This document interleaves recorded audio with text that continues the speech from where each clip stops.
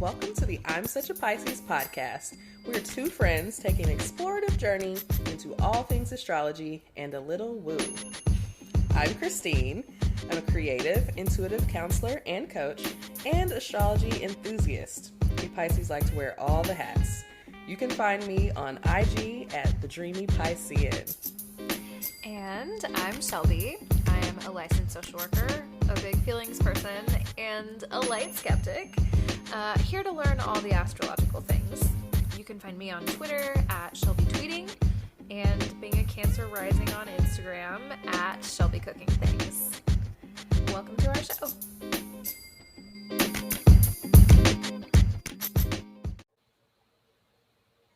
Hey, welcome back. It's the I'm Such a Pisces podcast. My name is Christine. And I'm Shelby. And welcome to our show. Here we are. It's another week. Another week in paradise. Another week in paradise. Something like that, right? Something like that. We literally just spent like a solid amount of time talking about the emotional upheaval of this week. It's been quite a bit of that. Oh, yes. Just all kinds of emotions. It's giving. Have you ever seen those memes that are like, a scale of like how things are going for somebody from the Midwest? And it's like when they say like, oh, it's going, it's like, oh, it's not going good, is it? Yeah. How's it going? I'm still here. Yep. It's going. I'm still here. That's it right there. Are you okay? I'm still here. You okay, friend? Okay. I know that one right here. I'm here. Okay. I'm here. I made it. We're here. Okay. Here we are. I am quite hungover today.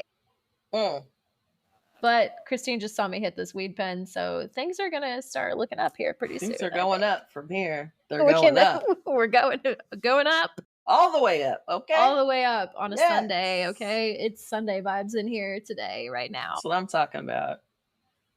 That's my kind of Sunday, first of all.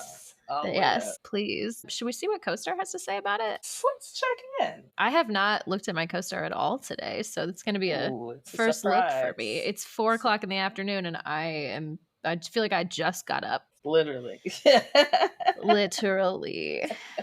Ooh. Okay, sorry. I just opened the app. Here I am. Mm-hmm. CoStar today says, take a mile for every inch. I'm not sure what that means. Go far. Go far. You know, take a mile for every inch. You know, they say you give somebody an inch and they take a mile. Right? You can take the mile. I can take the mile. Okay, so they give me this much and I can just go. Yeah. I can go ahead and extrapolate that if I want to. It's kind of a dangerous game, but, I was like, oh, really? Okay. Okay. Do too much? Okay. I will do too much today. Thank you. Yeah. Absolutely. All right.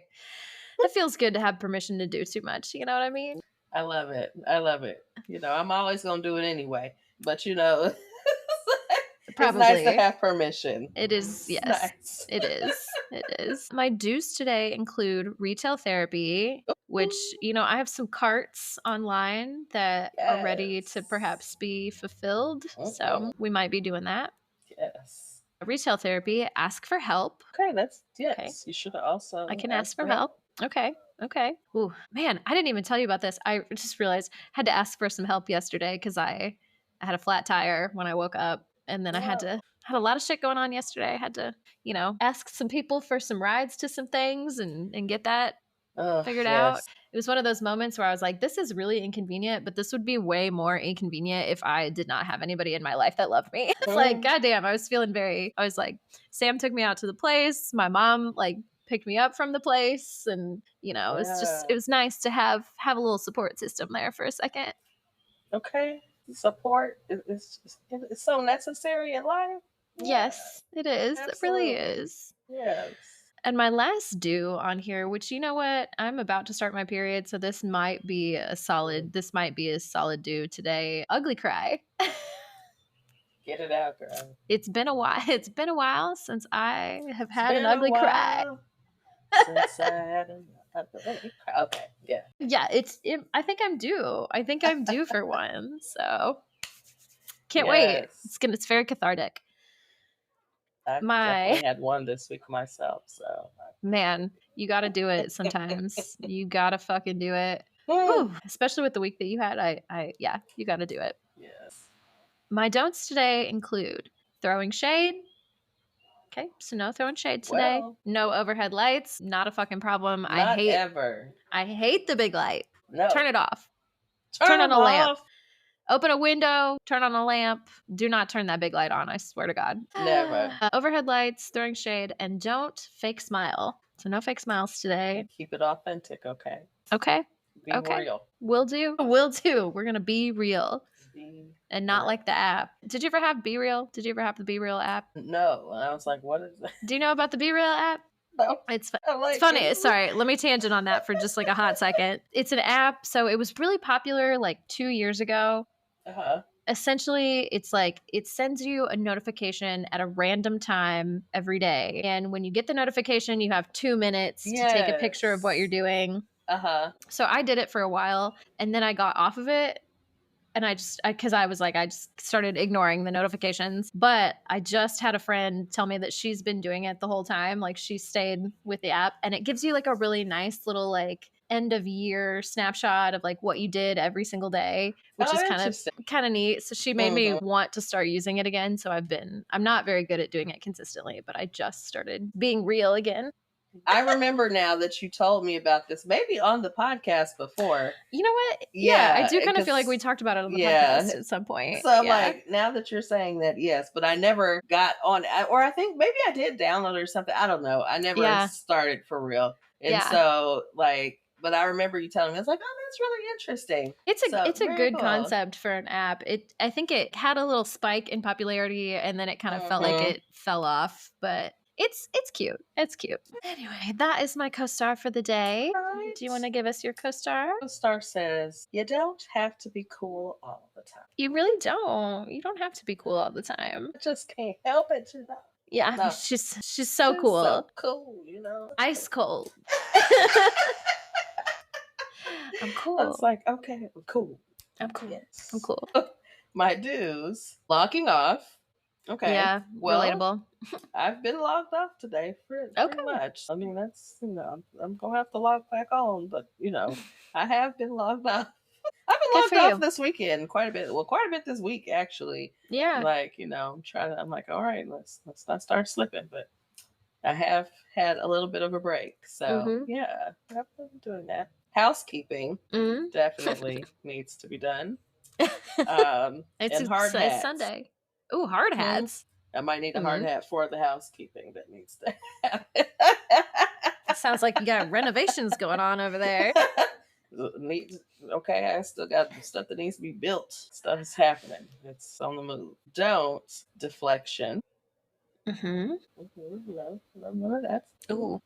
Well, I can't ever say I overslept because then half the time I'm not sleeping. So then I'm just sleeping later because that's when the sleep actually happened. Right. And if you don't have to be anywhere. If you don't have to be anywhere, that's not oversleeping. That's just sleeping. Yeah. Like, right? It's just the, you know, I thought the other day, I'm like, you know, I feel like I'm like almost like a woman of leisure on the weekends. Like, at least, as you should be. Look, leisurely. The word leisure is like high on the list of Pisces descriptive terms, I think. Yes. Like leisurely is the pace that I want to be. Hello, and then you got the Taurus with this. So it's just very leisurely. We're just very like, can we just lavish? Like just I'm just going to languish in the beds. Yes. You know? Like, you know what? As soon as we finish recording tonight, I had something to do tonight at 7, and then I think that's not happening anyway. But then I was like, you know what? I'm gonna get in here. I'm gonna record this podcast, and then I'm gonna take a fat edible and just. I want to be languid. Yes. I want to be languid today. So bad. I'm with you. And so, yeah, I'm like, I'm for that. Like, it just oversleep. I don't know. I guess I don't consider it oversleeping. I'm just sleeping or I'm resting. Sometimes I'm not even asleep. I just stay in bed for a few more hours. Like, man, I know that not everybody loves to do that, but like, sometimes you hit a point where you've been in the bed too long and you're like, okay, I gotta get up. I gotta do something. But like, for the most part, I can be languid I could spend an entire fucking day in bed and have no fucking problems with that. Like, just great. It feels so good. I saw a TikTok a few weeks ago where it was just some girl go, "Hey, just a PSA. I need y'all to know that when you have children, you can never bed rot again." And I was like, you know what? Maybe I will actually rethink my decision to have children. Because there is nothing I love more than fucking laying in bed all fucking day. And it's true. I mean, children, I mean, they want to be in the bed with you. And Mm-hmm. like, then that sleep is crazy because they Mm-hmm. usually sleep crazy. They have people getting kicked in the back and Mm-hmm. feet in your face and all kind of foolishness. And like, Yeah. No, it's can't. like, that doesn't sound like a good time. Like, It does not. you're It trying does to make not. me see this as a good time. And I'm like, it's It's not not sounding sounding like a good. good time. Yeah, and I'm sure if I do have them, I will love them deeply, but Yes. also I need sleep, and I know that you get so little of it when you're a parent. Yeah, just for so many reasons. Like even after they're, babies, like then you lose sleep over other things about your children. And Yes. it's like, where Yeah. where do I sleep again?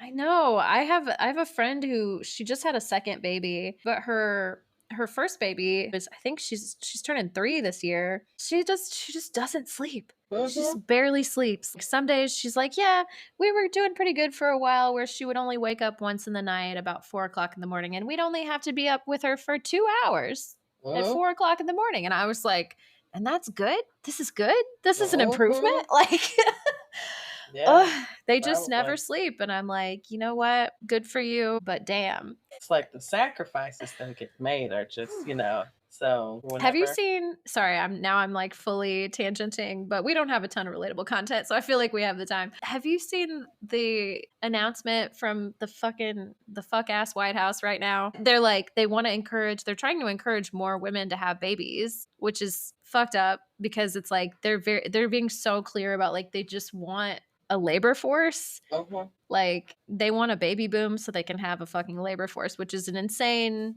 concept. having no kids. But it's also like their plan is like here's $5,000 for having a baby, and that's it. And I'm like, do you motherfuckers like it's it's not. I don't think it's out of stupidity. Like I think they understand that there's more to it than that, but like that's Mm-hmm. all they're willing to concede. They're Mm-hmm. like, oh yeah, here's $5,000. But first of all, the fucking costs of raising a child, Hello. the emotional turmoil, the lack of any kind of parental benefits. You think that a $5,000 check Five is thousand gonna sway me? dollars. That's no money Mm-hmm. right now. That's Mm-hmm. nothing. Anyway, sorry, that's It's my little news tangent for the nothing. week. Girl, I'm like, yeah, but I mean, I mean, there is a certain demographic that it would still sway, like, oh, 5Gs, If you're like having baby, kids anyway, then yes, totally. but But whew, thank you. yeah. It's just, yeah, that's not enough. It's Mm-mm. not enough. It's really You not. said 50 Gs. I'm like, okay, I okay, would I'm maybe listening. consider it, but I'm that's still listening. not even It's not enough, but a I'm listening fraction. now. It costs more than that to give birth in some places. Like, if you don't have Mm-hmm. health insurance, it's crazy. Mm-hmm. No, Anyway, that listen to okay. See. So, anyways, yeah. I could I feel soapbox about this. It's making me think of that. So, I'm sorry. Did you yes. finish your co-star? See, girl, Look, I I just did got on not. here and started talking. I just hit this pen and I. Like, girl, I have some. Yes. So, okay, my last bonus. Don't no dishes in the sink. Well, that no, Oh, because I ain't been eating nothing. she's eating No out dishes. anyway. Yeah, There's no yeah. dishes to start with. Pick up and delivery life over here. Like, Look, I get it. I was talking to my friend yesterday about, maybe you can start cooking more and stuff. Maybe you can, we're like, maybe I can start getting factor meals again. There's like, we're Something. gotta Yeah. cut costs somewhere because your girl likes to shop again. And It gets it's very a pricey. it's a thing. Although I gotta say, the cost of groceries right now, it's About not the that much same. different. Yeah. Yeah. Yeah. I know the cost of food are eventually gonna go up in restaurants and stuff if it hasn't already. Yeah. But yeah, even buying groceries is crazy. Mm-hmm. So I'm like, hey, I mean, it's the same money for me right now. So I'm like, Mm-hmm. I have I live a routine life. So Yeah. there's a certain amount of restaurants that I routinely visit. I have my places that I'm a regular. Yes. Yes. It's a funny experience. Like, oh, here's Christine again. There's Christine. Just, she's at Ian Rose. She's at Kava. Kava, they know me, girl. I got a girl at Kava. She's like, oh, there's my girl. I know you know my order by now. That does it feels very nice, like to be seen and known and be like, I know what you're gonna order. Like, oh, let me get your stuff or have it ready, girl. Yes. Ian Rose, they be Wesley got him trained, girl. Did I tell you Wesley got him trained? Oh, did he? He got all of them trained on me, girl. Good. I can't even pull up in the parking lot. They have it's ready. They That's see amazing. the car and it's like, it is ready. I walk in the door and they're like, hey, like, good morning. Got your shit ready. Girl, it's like a less than a minute situation between me getting out the car and coming back to the car. They got it. That feels so good. It feels amazing. Like the one time, oh, it's Christine. Let me get their stuff. It's probably for the best that I have not been there in a while, but there was a period of time where Victoria and I were going to the same bar almost every Tuesday. And I would go in and they knew my drink order. They were like, oh, you want a spaghetti? I know you, yeah, because you're the only person that comes in here and orders that drink. I'm like, I know. Thank you. Thank you for seeing me and knowing me. It feels great. Like, I see the appeal of like being a regular in a place. Or like, you see like I think about, my oldness. Here's my oldness about to come in. The TV show Cheers. Like, yes, everybody knows your name. Everybody knows your name. Like, it actually feels great. Yeah, like it's just like your friends at the bar. Like, everybody's just like, just come and hang out. Everybody know each other. Like, cool. Truly, I think we as a this is about to be some Aquarius shit I'm saying, but like it just feels like as a society we are so disconnected from community that like any little like, oh, that does feel good. Like, we're so programmed to enjoy those kinds of interactions. It just, it feels good to be seen. Right. Come on. Yes. Yeah. People just know you. Love to see it. All right. So no dishes in the sink for you today. No dishes in the sink. So okay. I'm there. We can handle that. We're good. We can handle it. Try not to be so cool. Let me just, let my guard down. Am I supposed to be? What else am I supposed to be? I'm not sure yet, but we'll find out. Authentic. Just authentic. Although the authentic you is very cool, so I'm not really sure what the disconnect is there, but maybe you just don't have to try to be cool. Don't try. You don't have to try. You don't have to try. Here you go. All right. Want to get into some relatable content? Yes. I was trying to think of a smooth transition, but I'm I'm too high for that. So yeah, let's do relatable content. It's relatable content. One day maybe we'll put some headliners in. Yeah. One day we'll get there. It's relatable. One day this will be a professional podcast. But isn't it so fun? We used to sing our transitions. What was our no, it was tangents. We had our tangents. Like, remember tangents? We could still do it. That's for the OG listeners who've been like here from the beginning. It's like y'all got all kind of songs and all kind of things. Yeah, all of our little jingles that we've poetry, come up with. Very Pisces of us. All right, so it looks like we have a celebrity birth chart this week. We do. And a Taurus. I didn't know. So, okay. We're Taurus season. And so, this is one of my favorites, and I found out she was a Taurus, and I'm like, of course we're going to feature her. So of course. Miss Victoria Monet. Yes. If you don't know, get to know. Ooh, girl, get to know her. Like, get to know her. So, see, I feel like we would be friends. I love when I see a chart that I'm like, I feel like we would be friends. I feel like you said the same thing. I think you said the same thing about Janae Aiko when we did her chart. Absolutely. Oh, we have so many similarities in our chart, and I'm like, oh, that would be like my sis. I'm like, come on, sis, let's get the balls out, girl. Yes. Yeah. Come on. I'll get my flute, girl. I'll play my flute, and then we can switch out on the balls. Like, y'all you would sing. really just vibe out. Girl, we would smoke a little bit. Like, I would love it. Girl, Janine. If you ever hear this on the I'm Such a Pisces podcast, because you're Pisces and I know you like Pisces shits, because I see what you like on Instagram, girl. Come on. I think you guys would really out in LA, girl. Please. Fly me out. Yeah. No, not even. I'll fly myself out. I'll fund myself, girl. I'll come out there. I just want to chill. Send me the invite. Yeah. Dream blunt rotation, okay? Come on. Seriously. Definitely part of the dream blunt rotation. You know what? Sorry, that really just reminded me of a thing. Tangent. Thrown it back. So I want to do the birth chart, but I also had a little note in here that we should just be like, oh my God, it's Taurus season. And we were going to talk about that, which I won't. But maybe we should do like I feel like that's a very Taurus thing of like, who's your dream blunt rotation? Yes. So put a pin in that. We'll come back to it at the end of relatable content if we have time. Okay, so Victoria Monet. Hey. She is a Taurus sun, as we know. She is a Pisces moon, or she has a Pisces moon. Mm-hmm. So nice. Yes. I love of course, it. that's why the emotions match up. Emotions. I'm like, that's why, like, when I hear a musician that I connect to their music, and then I see, like, oh, this is why I connect to it. Like, we have these similarities in our chart. I'm like, that could. And so that Pisces moon, I'm like, I'm like, oh, yeah, I feel it. I feel that in the music. Yes. It's like touch the nerve in you. Like, ooh, girl, you know about that? I thought I was the only one with that. Yes. You knew. Yep. She gets it. she gets it. So I love it. So Mercury is in Gemini. Venus is in Taurus. At home. Yes. Such a beautiful placement. Beautiful. And we see that in her. Mars is in Cancer now, not at home. Not at home. I don't know which detriment fall, whatever. I don't know which one it is, but we know it's one. It is definitely one of those. Definitely not a great placement for Mars, but it happens. The rest is pretty nice. Of course, we don't know what the ascendant is because we don't get the ascendant from this particular site, but we have a north node also in Pisces. Chiron is in Cancer. I'm skipping around.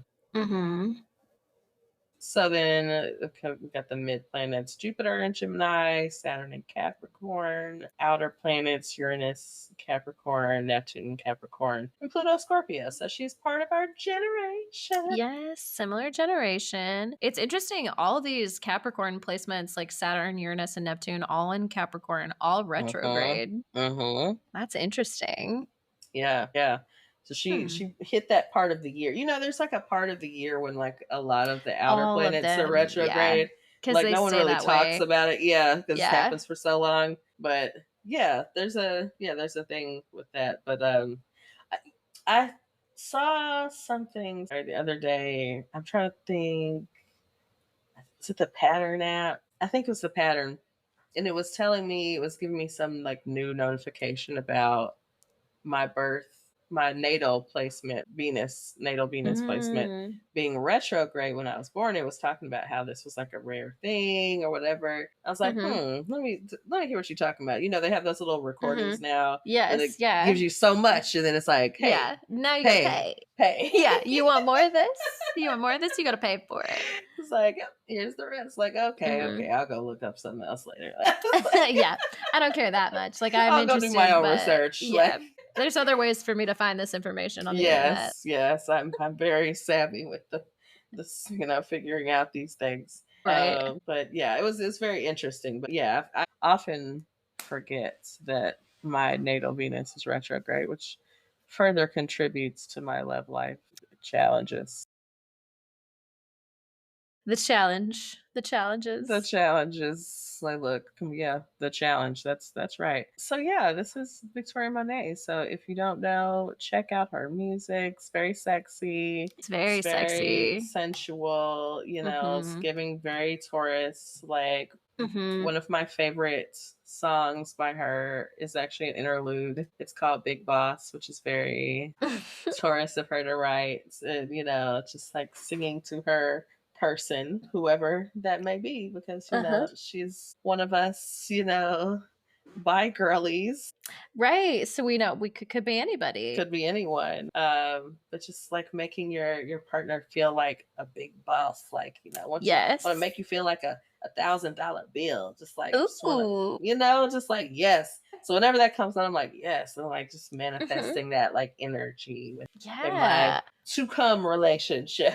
Exactly. It's coming. It's coming, baby. What did you say earlier? I see It's it. all available to It's me. all available to me. Thank you. This Yes. is all available to me. It's Yes. all that is it. We'll talk Okay. about that in a Yes. moment. Yes. We will. It's all available to me. It's all available to me. So yeah, Okay. so that's our chart this week, our celebrity birth chart. Celeb birth chart. We love to see it. So happy birthday, Victoria Monet. Happy birthday. On May 1st, you know, I mean, she's got a minute, but it'll be, that might be, what day does the episode no, actually, comes out? Yeah, that's next week. Like, what Yeah, am I talking about? It's got a minute. That's like 2 days after the episode airs. So yeah, happy birthday. Happy birthday. Yes. Happy birthday. We're on time. Yeah. Yes. Okay, so we're going to jump around a little bit because I wanted to ask if you watched the most, not today's, there's one episode that comes out tonight. Oh, yes. Right. Not this one. Yes. But I wanted to ask if you watched the most recent episode of The Righteous Gemstones. I have, honey. Yes. Okay, yes. So you know about the Christ following man of the year. Yes, ma'am.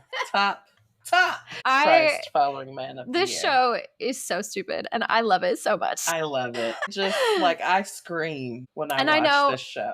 It has to hit differently for you, having been a part of the church for such a long time. Part of a church in the South now, obviously, these are very white churches that they're making fun of. So I know that's a very different vibe. But just the Southern religion influence that they're kind of poking fun at is so fucking, it's got to hit different. It's great. And it really, like, I think what it really talks to is if you've ever, or if anyone's ever been to like one of these popular non-denominational churches, because that's really where it hits for me. Like, you know, Black church is different, obviously. Yeah. You know, but this like non-denominational church where like it's almost like you're at a concert or you're, you know, like there's it's a performance. It's a performance. And so like, and I used to go to a church like that. And like, and I loved it, honestly. I mean, it was like, it turned me off at first. I won't lie. Like the first time I went to that church, I was like, cause like, again, I'm used to going to Black church where, you know, it's like, wait a minute now, what are we doing?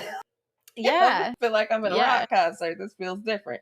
And so, I was a little turned off, but I came back sometime later and just started getting involved and stuff. And like, people are just really kind. Like it was a good experience. And I, for the most part, I really don't have much bad to say about that church, but like, just, it was a different kind of experience when you went to church like that. I mean, they had like a coffee shop and like, you just like all these different kind of things that you just like, oh, not used. I mean, they had this teen area that was wild. Like, I mean, it would be like a place that you would pay to take your kids. Like just, I mean, and the kids love to hang out there. I mean, like when we had like the teen nights, there would be like 500 kids that would be at the church. I believe that. It's kind of crazy. Like I just didn't really grow up going to church or anything like that. But like, it's the amount of money that's thrown into the churches so that they can provide services like that for free. It's really kind of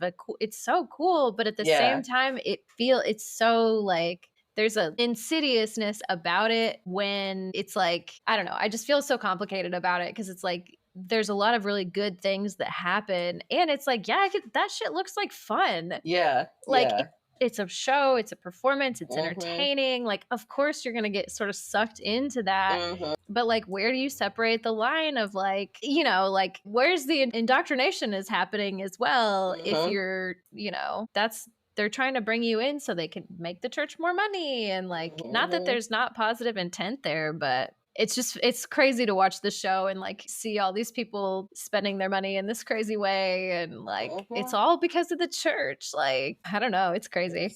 It's wild. I mean, the way I think clearly the people who wrote the show have spent some good time in church as well, and like, just the nuance of the jokes and the parodies. Yes. It's just perfect. It's just like, like the fact that they created this like top Christ following man of the year. Like it's so absurd, but it's also like, like something like that would like happen in this kind of space. Like, and this whole kind of dynamic about like, okay, yes, there's Kelvin who's like bringing in like he's like made this a safe space for gay people, which is I see very like net positive, but also it's all is this at the same time is just another way to bring more people and more money into the church. Like, you can't separate the capitalism of it all either. Like, Right. Right. is this genuine? Do you really care about these people? Or are you just trying to, convert them? Right. Right. And of course, like this particular, the Gemstone family, they're just like insanely wealthy. So crazy And it wealthy. plays into the fears, of course, when people are in churches that just like all this money is just going to like, fund your pastor's lifestyle or whatever. Mm-hmm. And like, I mean, different churches operate differently. Mm-hmm. I speak, I think of, like my grandfather, he's Yeah. pastor of his church. And, Yeah. there is definitely a certain, I think, line in the budget to like, support the Sure. pastor and his family, but also like my grandfather works. Yeah. Like, you know what I mean? You're Like, earning a supporting his salary. family. Yeah, like the Yeah. church. Then the church work was on top of his job at the steel pipe company. You know what I mean? Like Right. he was there. Yeah. And it cast iron wasn't, pipe company. Yeah, like I imagine too that like he didn't take that, like he felt like a sense of responsibility to the people that were providing that, that budget line item. Like, he was probably not spending it in, right. Yeah. excessive Yeah. ways. But Right. like, No. you really entrust somebody to take care of, Yeah. those funds, and like not misappropriate them and that sort of thing. Yeah. And so, I mean, it speaks, it's like the parody is really about, of course, the people who exploit, right? Like the Right. people who are making millions, and people in Mhm. churches who run like businesses. And like, Yes. the difference in, between churches who run like as community based kind of support Yes, versus, exactly. this church that runs like a business and they're bringing in literally millions of dollars, and these Yeah. people flying around on private jets and all kind of stuff Yeah. going on. Yeah. Even just like the setting of the like family ranch, or whatever you want to call Yeah. the like acreage that they all have, where they all have their own houses on this big property. Like, I don't know, that shit is just really, really interesting. My mom wants for us to have a compound. I think that's very interesting. I'm like, she suggested so she's having one of her days. So she found this house in Brentwood that like I guess it had 4 master suites basically, or something like that, like for like full out suites. She's I think it was just under 3 million, but it needed a lot of work. But she was like, we could all chip in and get this house, and like we can live in this house together. And I, then of course my brother and sister-in-law like co-signing this, like, oh, we contribute this budget, blah blah. And I'm sitting here like, I ain't about to live with y'all. Yeah. You know what? This is so funny, because another one of my friends, her dad had this exact same idea. And it's something, I think it was something about her and I remember talking to her about this. And I remember her being like, I think it's like my parents coming up and like sort of approaching their own mortality a little bit. And they like really want to be surrounded by their family and like just know that somebody's going to be there. But she was like, I don't want to live with y'all. I like to walk around my house naked and smoke a blunt. And I cannot do that if I live with y'all. It's like my lifestyle is completely different for the rest of my family. I'm like, yeah, we don't need to live in the house. I was like, and what was my comment in the chat? I said, it's giving Greenleaf. And if y'all remember that show, Greenleaf. I never watched it, but I know the premise. But they all lived in that house, like that family. They all lived in like this big mansion. I mean, it's beautiful mansion. Yeah. And they all had their own suites and whatnot. But I'm like, that's still too close. Like, we still in the same building together. No. Yeah. It's a no for me, dog. But that's beautiful. I'm glad. I'm like, y'all are welcome. I can have a place that I come to from time to time. Absolutely. But I will not be staying there permanently. Yeah. Well, and I almost would feel differently about, because basically, like, I live blocks away from my parents now, which is nice, but it's also nice to have our own separate space. So if it was like a compound where like I had a house over here and y'all had a house way over there, that'd be great. I can pop over if somebody needs something, and we can chill and have dinner together. And then I can go be naked and smoke a blunt in my own house without worrying about disturbing anybody.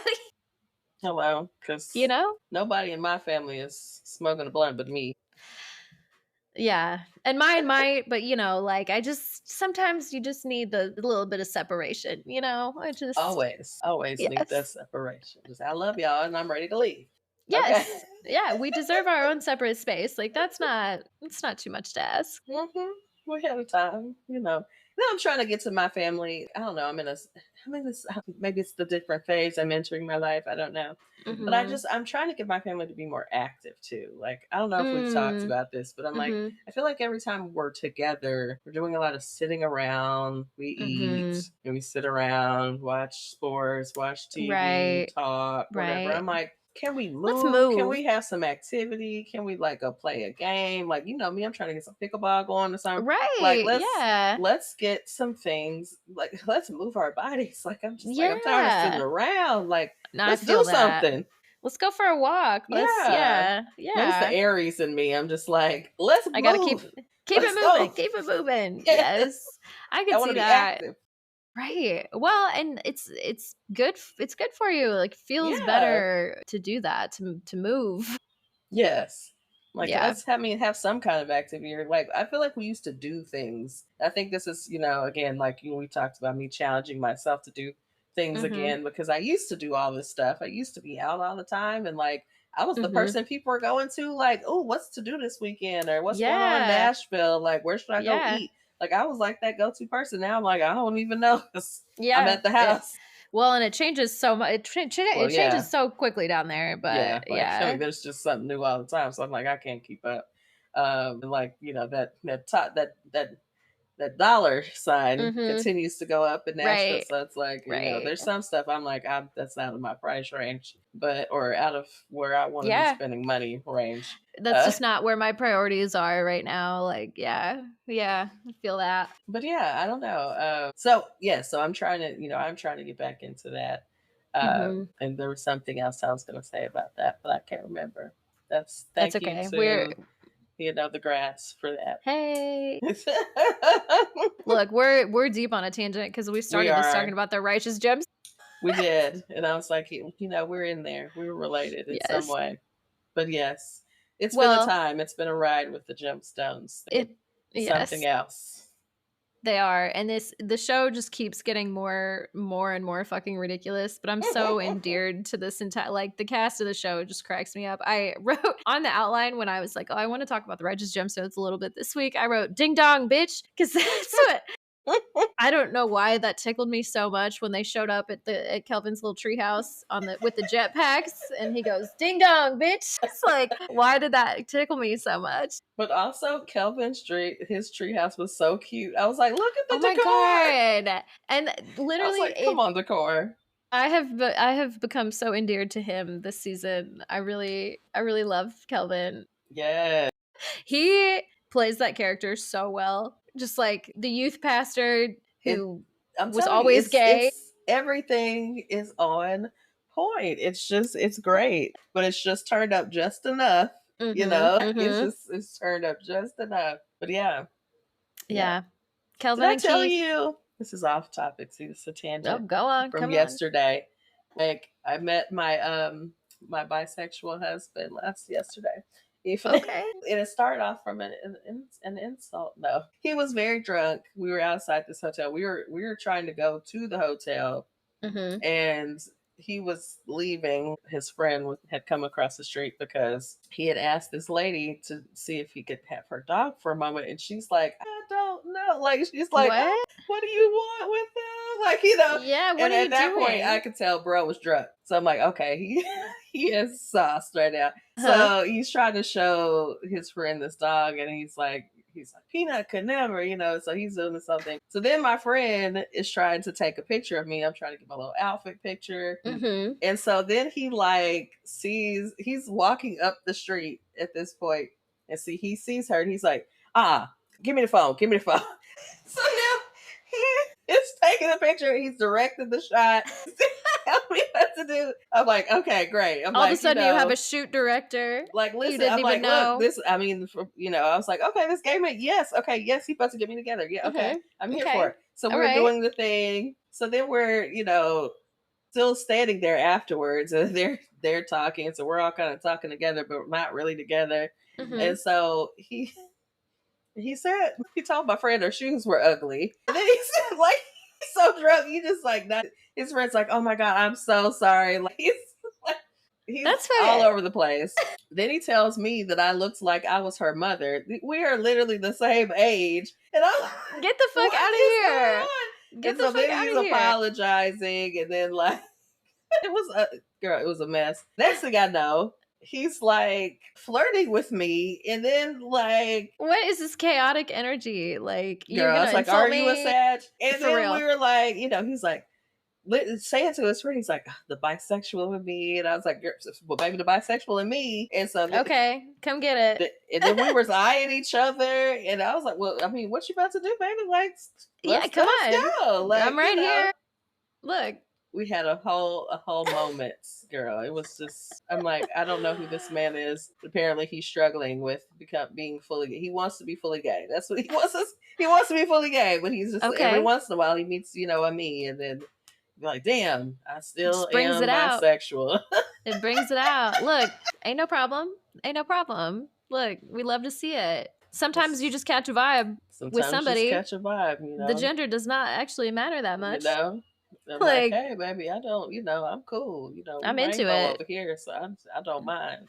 I've been waiting for a bisexual boyfriend. I've never found one yet. So it's because it's hard for them to come to grips with. I think sometimes that's we could get into a whole conversation about just that. Yes, just the on the DL and all that shit. I'm like, can you just be who you are? Like, let's. Like, I'm cool with it. So let's hey, holla. I will not have anything to say. I will not have anything negative to say about that. Right? We'd love to see it. Match the freak. Okay. Speaking of matching freak, do you want to talk about Taurus season? Let's talk about Taurus season. We are entering into Taurus season. Luxurious. You know how I feel about Taurians. I just speaking of people who also like to bed rot. Just setting the vibes right. Yes. Staying indoors, being comfy. Like, look, we're doing it. I got it bad. That's what I'm telling you. I just the Taurus rising is strong. It's like the Taurus and the Pisces. Between the two, it's like I ain't doing nothing. Like, when I tell you I'm not doing anything, I'm really not doing anything. And I can do that. I sure can. So it begged the question for me, what are you gonna do? What's your Taurus seasonal self-care practice gonna be? Because I feel like Taurians are all very like about that self-care, the grounding, the setting the vibes. Like they're good at that. So what's your Taurus season self-care practice? I think this has been beyond Taurus season, but I don't know if it's self-care or if it's self-destruction. But sometimes the line is very thin. I understand. You never Taurus know. Vibes. So, I think retail therapy has definitely resurfaced as a because why did my fucking co-star say retail therapy today? Okay, yours sure did, and I was like, well, I'm gonna interpret that for me too. Because I definitely had some retail therapy before we recorded today. You know what? Again, very in line with the Taurus shit. I just listened to The Friend Zone is about the only podcast I still like keep up with on a semi-regular basis. Like I don't listen every week, but if I do just want to throw on a podcast, that's usually it. It's very like comforting. I really just it is. I love The Friend Zone. I need to get back on it because I miss my friends. My parasocial friends. Seriously, like you feel like it's like a comfort. It really is. Like when you listen, it's just like I feel like I'm part of the group and we just talking about some shit. I'm talking too. Yes, exactly. And they like knowing all of their signs is so interesting to me because they all embody their signs. Yes. So much. Yes.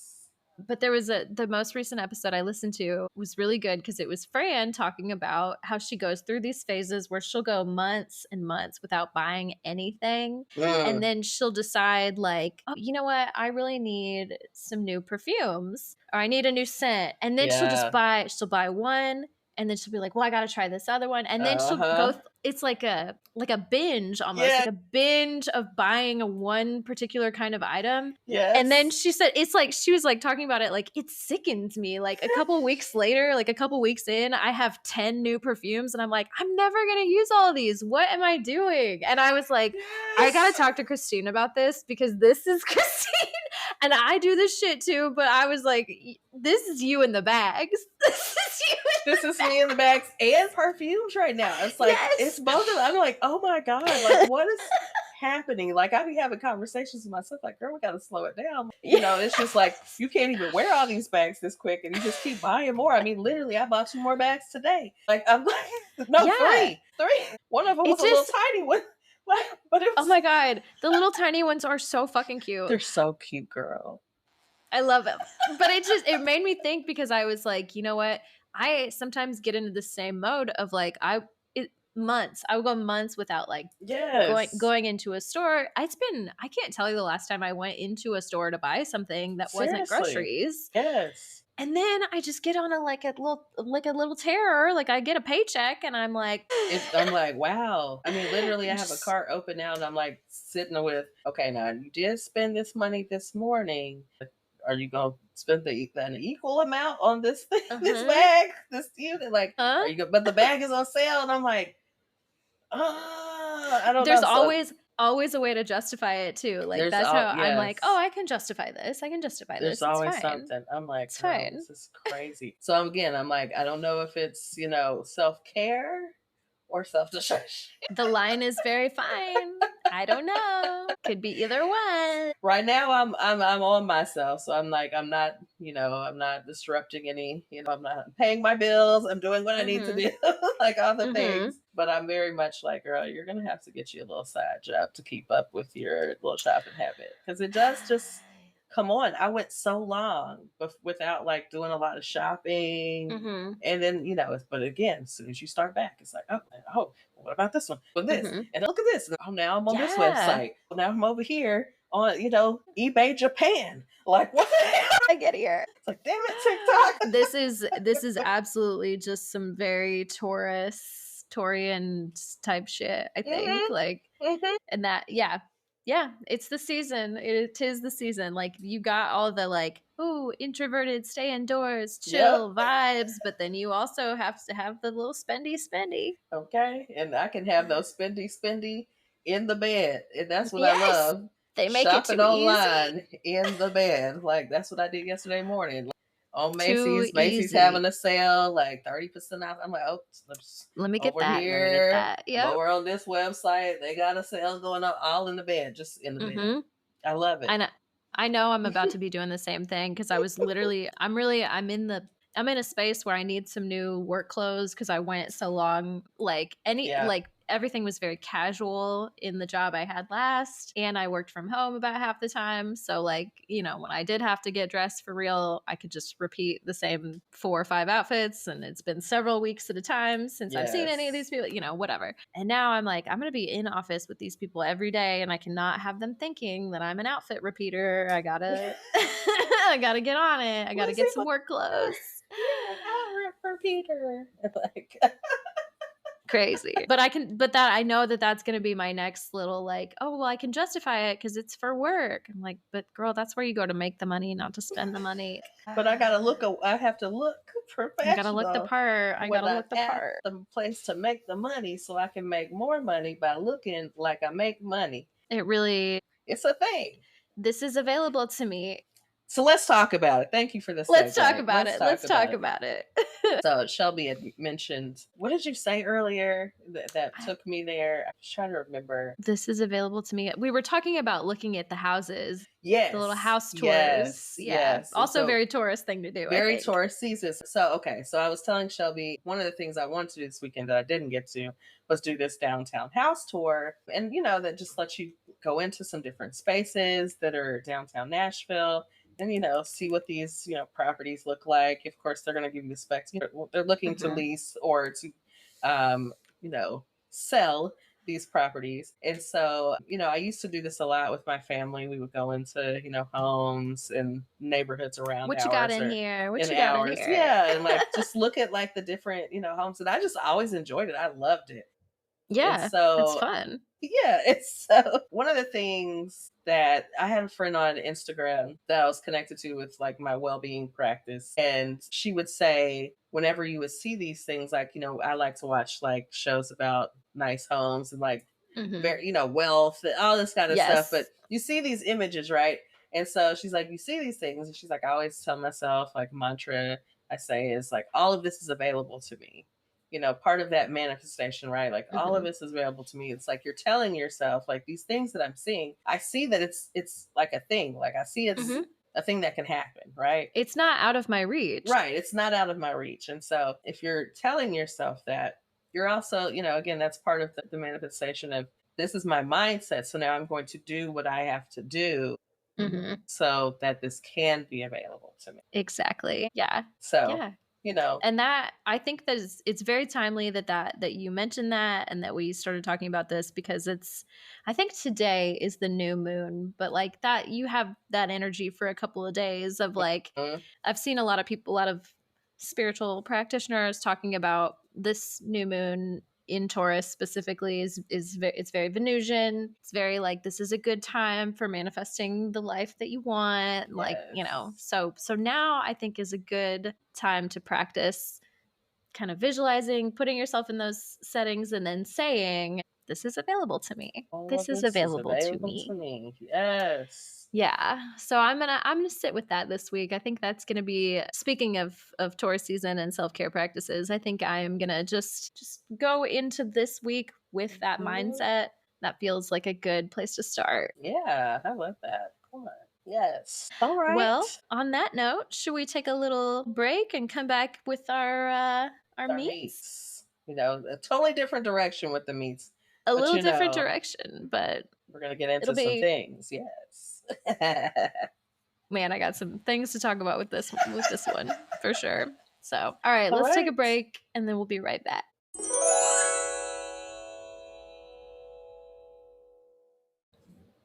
Hey, y'all. Welcome back. We back.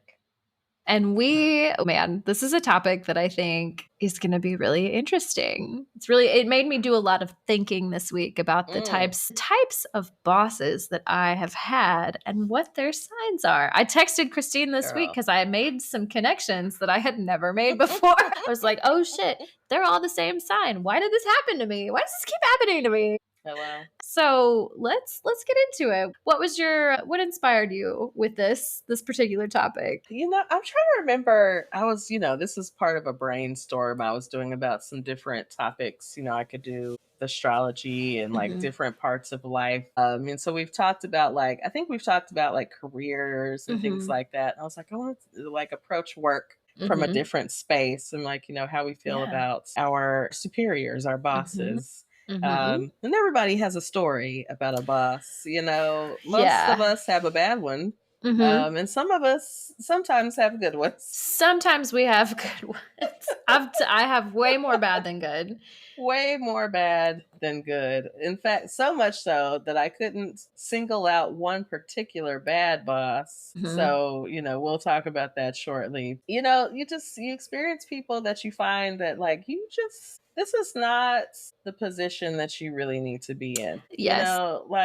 I think there's a part of me that realized fairly early on, which I'm still kind of in this space, but I don't want to manage people. Like, I don't want to have to tell people like what they need to be doing, have to check in on people about what they're doing. Like, that is not an aspect that I enjoy of work. Yeah. And I think a lot of people, if you get into a role and maybe you do want to take on more responsibility, you want some more pay, like really in a lot of positions, it feels like the only way to move up in responsibility is also to supervise people.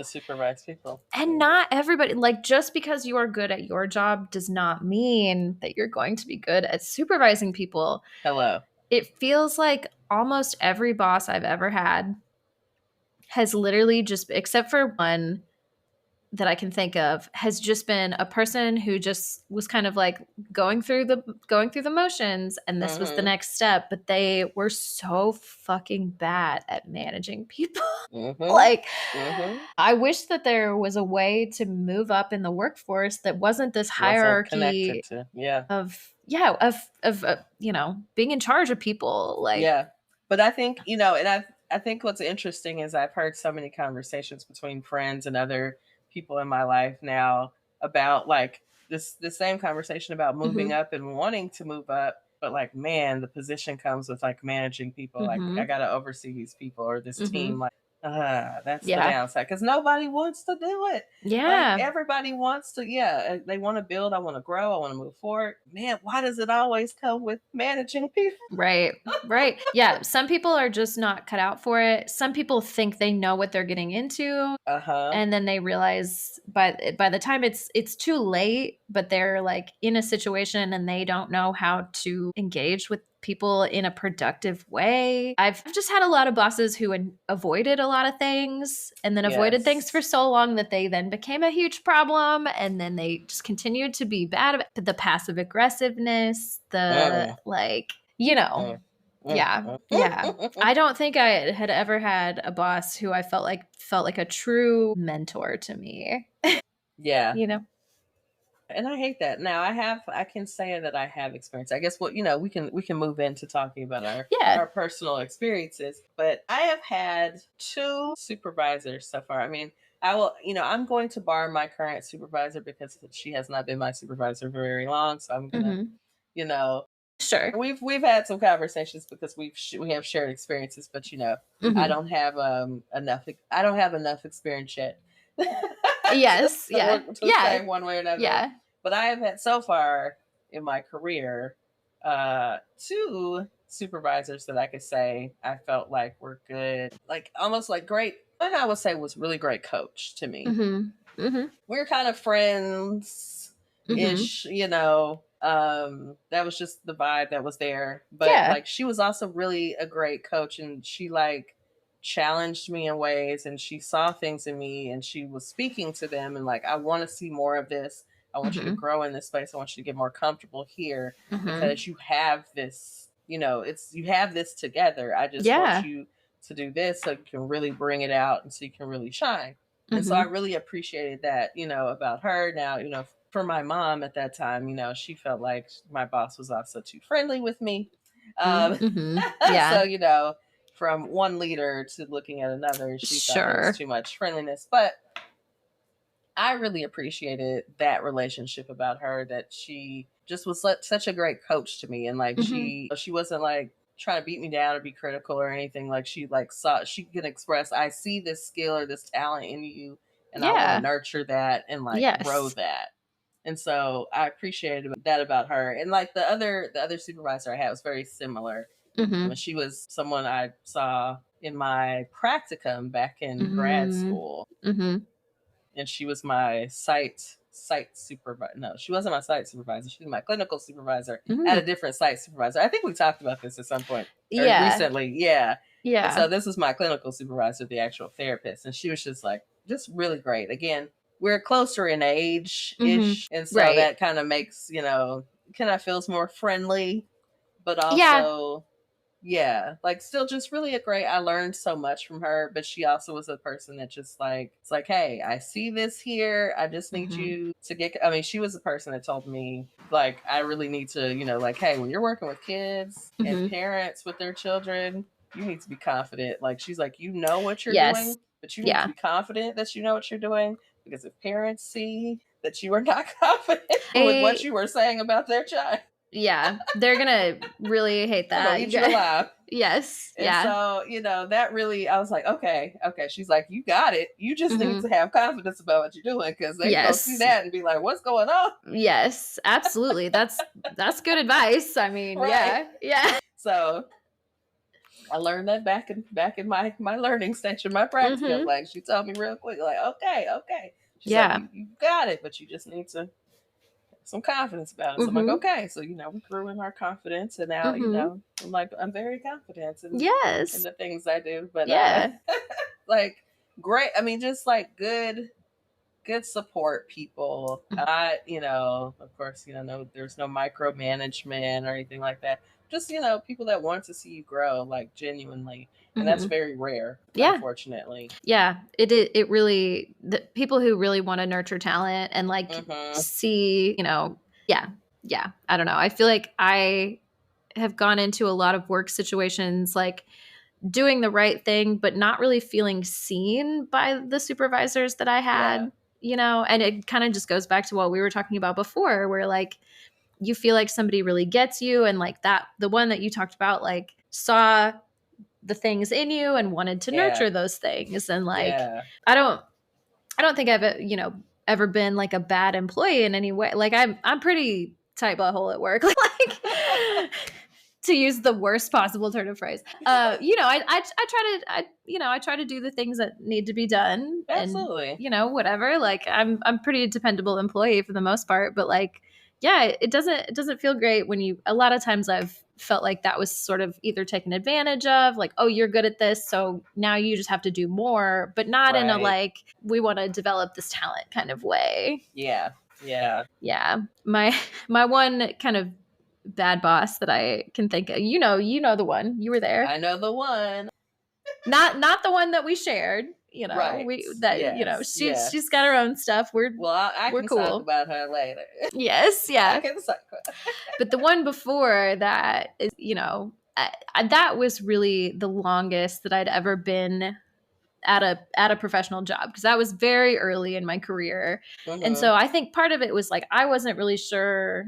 My instinct as an employee at that time, I was a little naive. I think I just wanted to trust that whoever was telling me what to do was telling me the right things. Sure. Yeah. But then, you're there for a while and like you watch the way that they do things and you're just kind of going, that doesn't really seem like the right thing to do. And yeah, just encouraging you to do things that are not right, like that don't feel good to me, like morally or whatever. Like, wow. Yeah, man, just I'm unsure of whether or not I want to edit this out later, but like literally encouraged me to lie on the stand about something. Ooh. One time when because I used to have to go to court occasionally.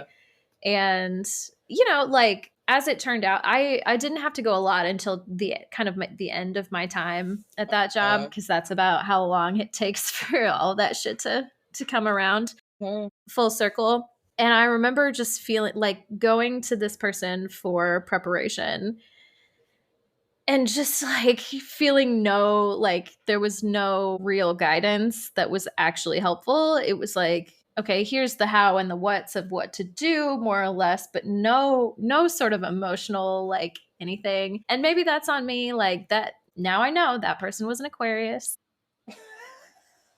And now I know you were an Aquarius. And I was looking for, we've talked about Aquarians before. I was looking to feel like, to be made to feel like, yeah, you got this. Yes. Made to feel anything, honestly. Yes. Yeah. I wanted to be like told, hey, you know what you're doing. Yes. I just need you to trust that you know same kind of thing. Like, you've got this, you did all the right things. And I was certainly not made to feel that way.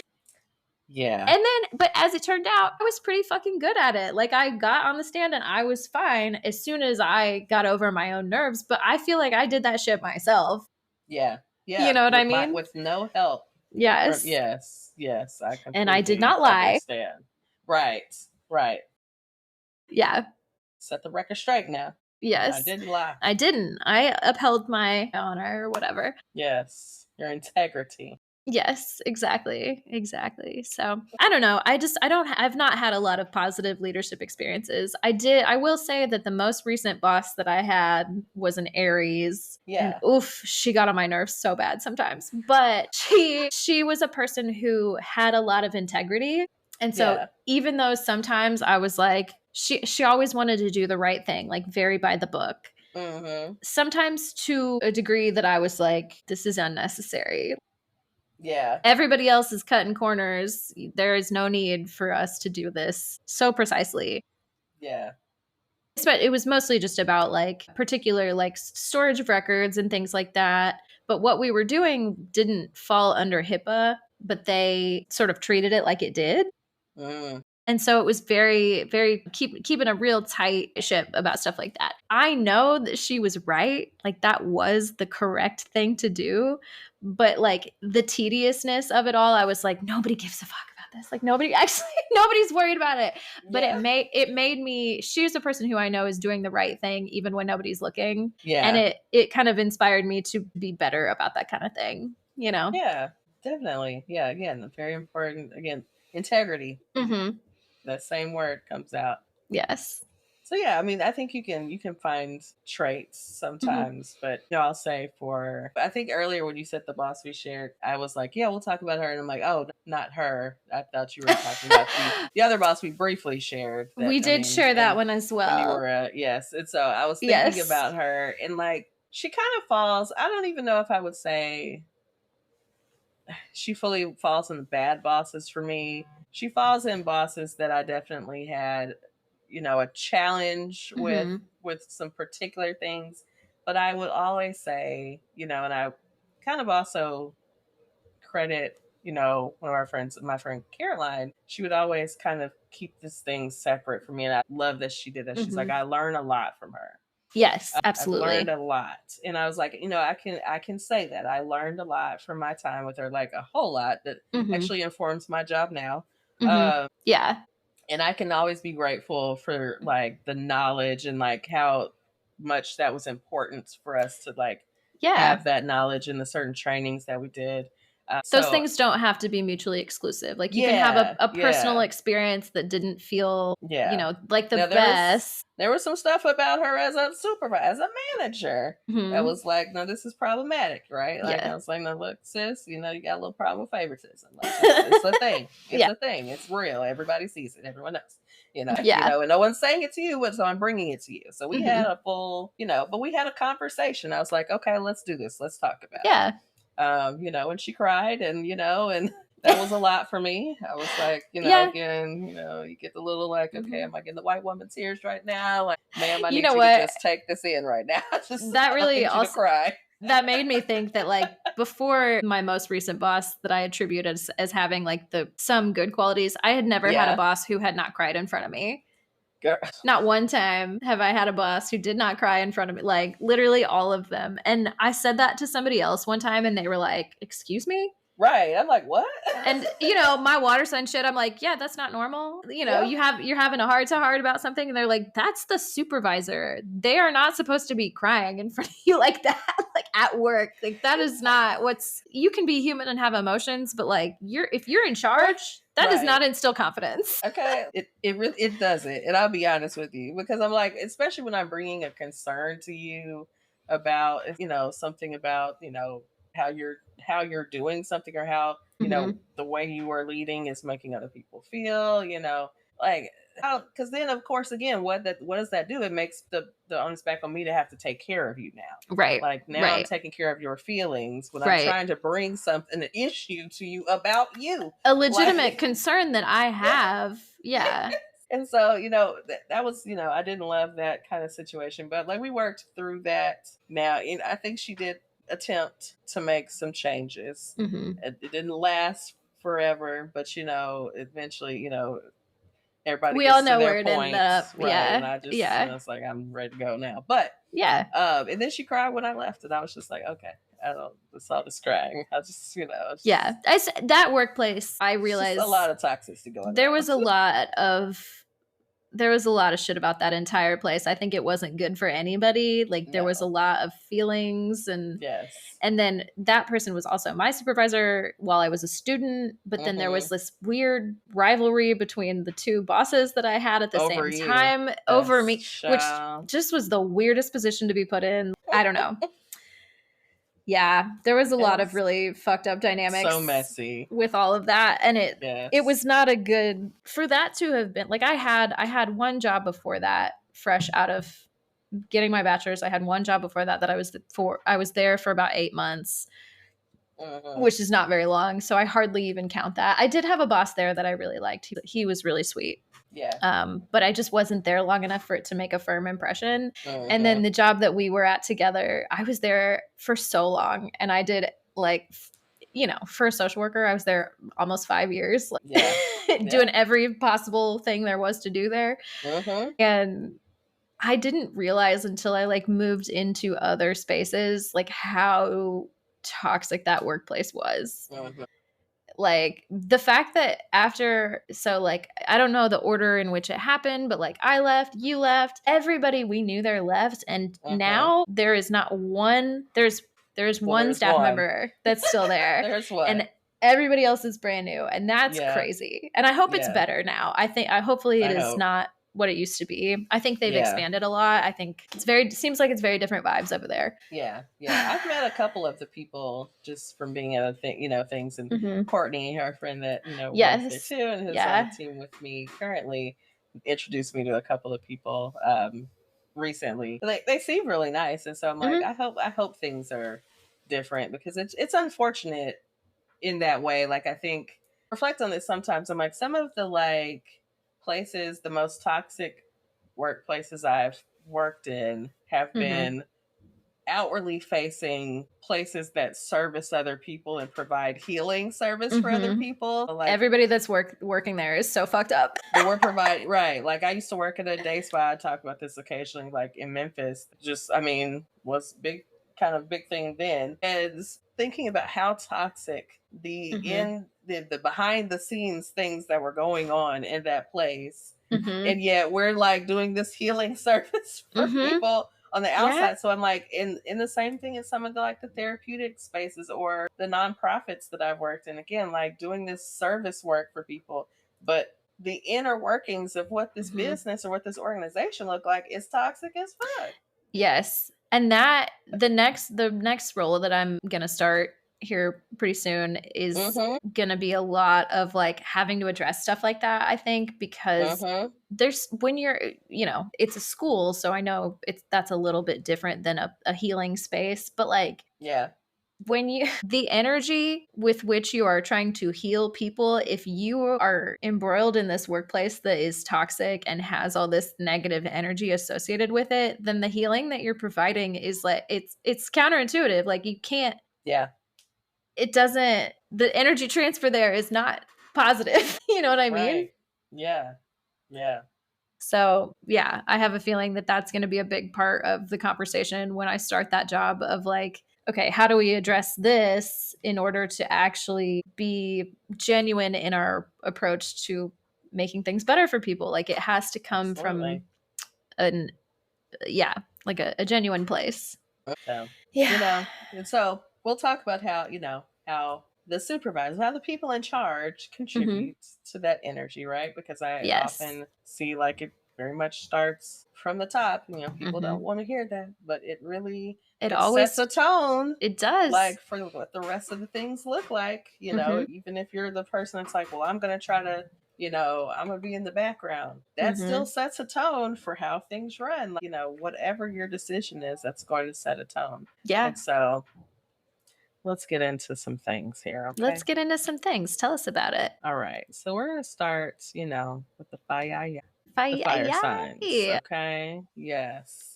So, Shelby mentions earlier having an Aries boss.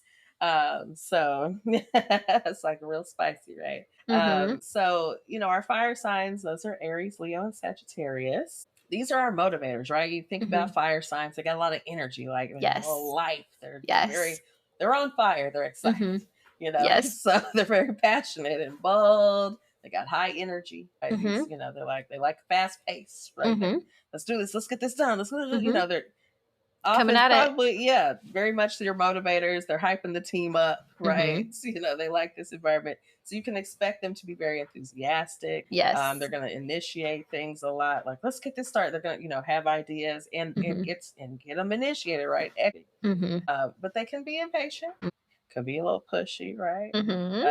Because again, everything's fast. It's like, let's get it done. Yes. They want to innovate. They want action.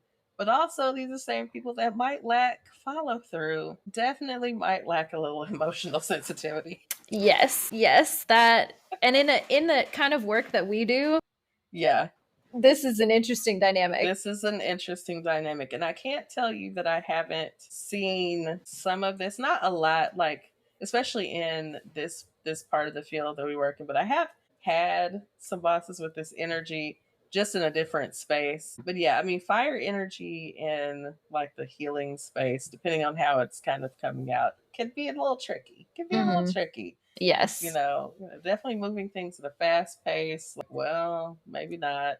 Because Yeah. the kind of work we do happens slowly. It's like healing work happens slowly. Yes, absolutely. So it's an interesting space. We'll start with Aries. And this is the one I've had some experience with. So when I read this description, I was like, right. This is your no BS, right? Like Aries, again, is very direct energy. So they're not beating around any bushes. They're not bullshitting you. Like, just do it. Let's get it done, right? Let's get it done. Very energetic. They could definitely be impulsive, right? We know that's that Aries energy. And overly competitive. This is where, they are competitive, but, the Aries energy can take it over the top. Yes. And this is why I said, even though I had a net positive experience with an Aries boss, sometimes the shit would just drive me insane. I would say something and there would always be like a one up. And it was like, okay, this is not a competition. It's like, I don't really care that much. I really don't. It's fine. You're literally the supervisor in this situation. Like, right. You don't, I trust you have years of experience on me. Yes. But it was, while they were doing the right things, the way that they went about doing the right things annoyed the shit out of me sometimes. Yeah. I feel you. Yeah. That overly competitive, but also at the same time did a lot for me in terms of sometimes I will put something off because I don't, like, I know that it's going to be an energetic exchange that I don't necessarily want to have. Having an Aries boss was good for me in that regard because it was like, just do it. Just get it done. Yeah. Why don't you just get it done? And it really does, in some scenarios, feel better to just do the thing and just be like, this is gonna suck. I gotta just do it, and now it's done. It's done. And I need that energy from time to time. So yes. Anyway. Yes. So I mean, again, pros and cons, right? There's pros about that same behavior, but there's also times it's like this isn't helpful. Yeah. So that's our Aries boss. Aries can definitely have some great leadership qualities, but when we're talking about as a terrible boss, like, that competitiveness, like, why am I competing with you? You the boss. Right. Yeah. You're already in charge. You're already okay. What are we competing for? You should be doing that. Yeah. Okay? So let's talk about Leo. So, we know our Leo is very charismatic, right? Very inspiring. These are great motivational speakers out here. Yes. They're getting us pumped, they want the admiration of their staff. Right. Employees. Like, they want everyone to love them. I'm the best boss, like, because I'm so great. You got to stroke that ego a little bit. Stroke it, okay? They can also be very generous, right? Again, they want everyone to love them, so they're going to be very giving of themselves. But, again, stroke the ego. So I don't have the chart, but the boss that we shared, not my current boss. That one. No, right. Yes, that one. That's current boss. My current boss. Okay. I don't know the chart, but I see a Leo rise. I'm like, Leo rising? Question mark? Could you see it? I could. Yeah. It's something about the vibes. It's like the hippie shit, right? And like it's just a very distinct style, but like I don't know, just something about like the hair, some of this kind of wants to be admired to some degree, like not necessarily in a negative connotation, but like I could see it. There's charisma there, but like, there's some other stuff mixed in. I'm like, I don't know. I don't know. In a light way, like not an overly, like I think sometimes when people think about some of the archetypes too, you think about it in the extreme anyway. So like not in that extreme version of Leo. Yes. Where, again, like, but like very like I see a soft A soft Leo presentation. Mm-hmm. Yeah. Because then, of course, I see a lot of the Aquarius all the time. So yes, I'm like, of course. that Aquarius is strong in her. So I'm like, I would love to see her chart because I bet there's more Aquarius in there. Yes. Yeah, I think so. I think so too. I bet there's like a Venus or a Mars in Aquarius because it's heavy Aquarius energy. Like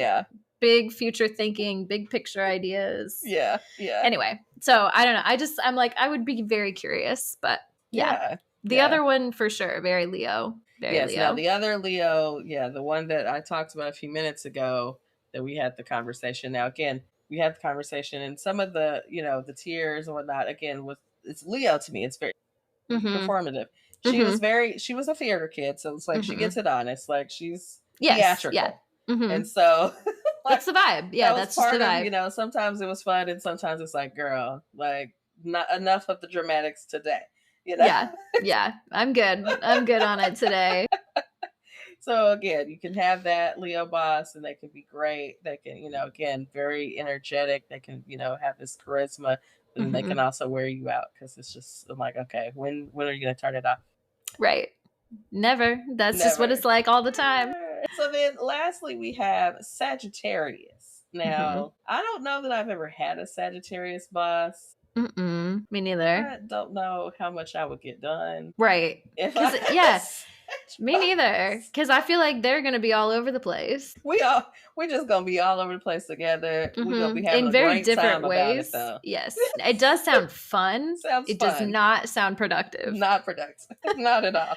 Our Sagittarius, very, they're very visionary and fun, right? Think about your Sag energy, just big fun, right? Adventurous, but they also might lack structure and consistency, right? Like, again, they're not really strong in that area. They're really pros strong and cons at getting out there, exploring things, having these conversations, like thinking about things in different ways, visions.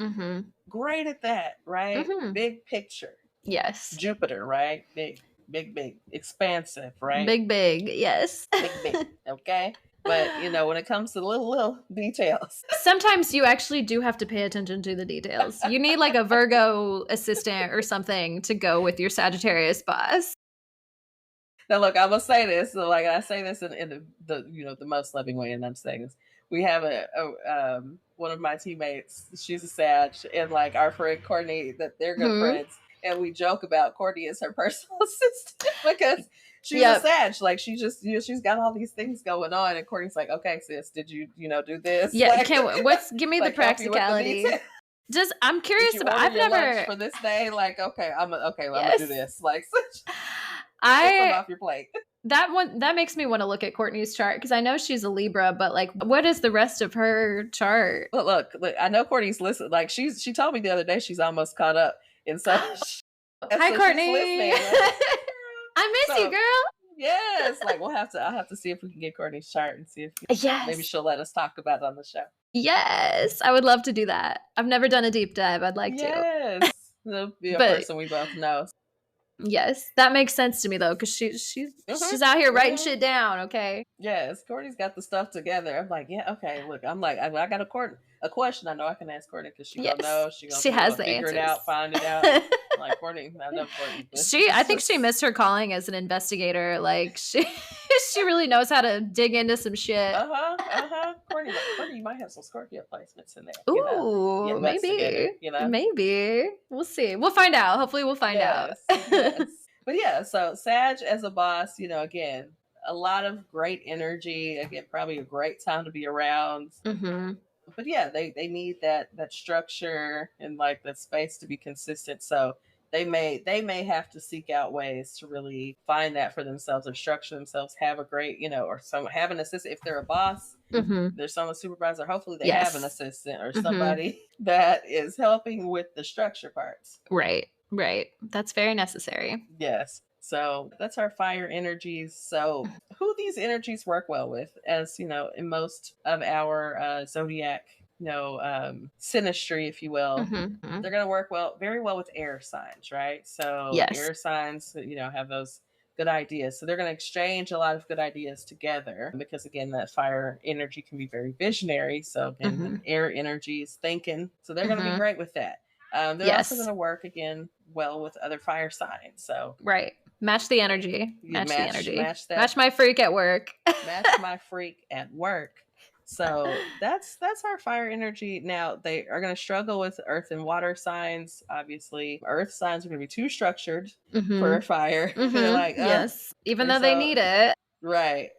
Like they're just so rigid. Like that's I hear that come out sometimes in some spaces right now at work, which kind of tickles me because I'm like, It's like your unstructuredness is kind of flustered sometimes by this person's very, very structured nature.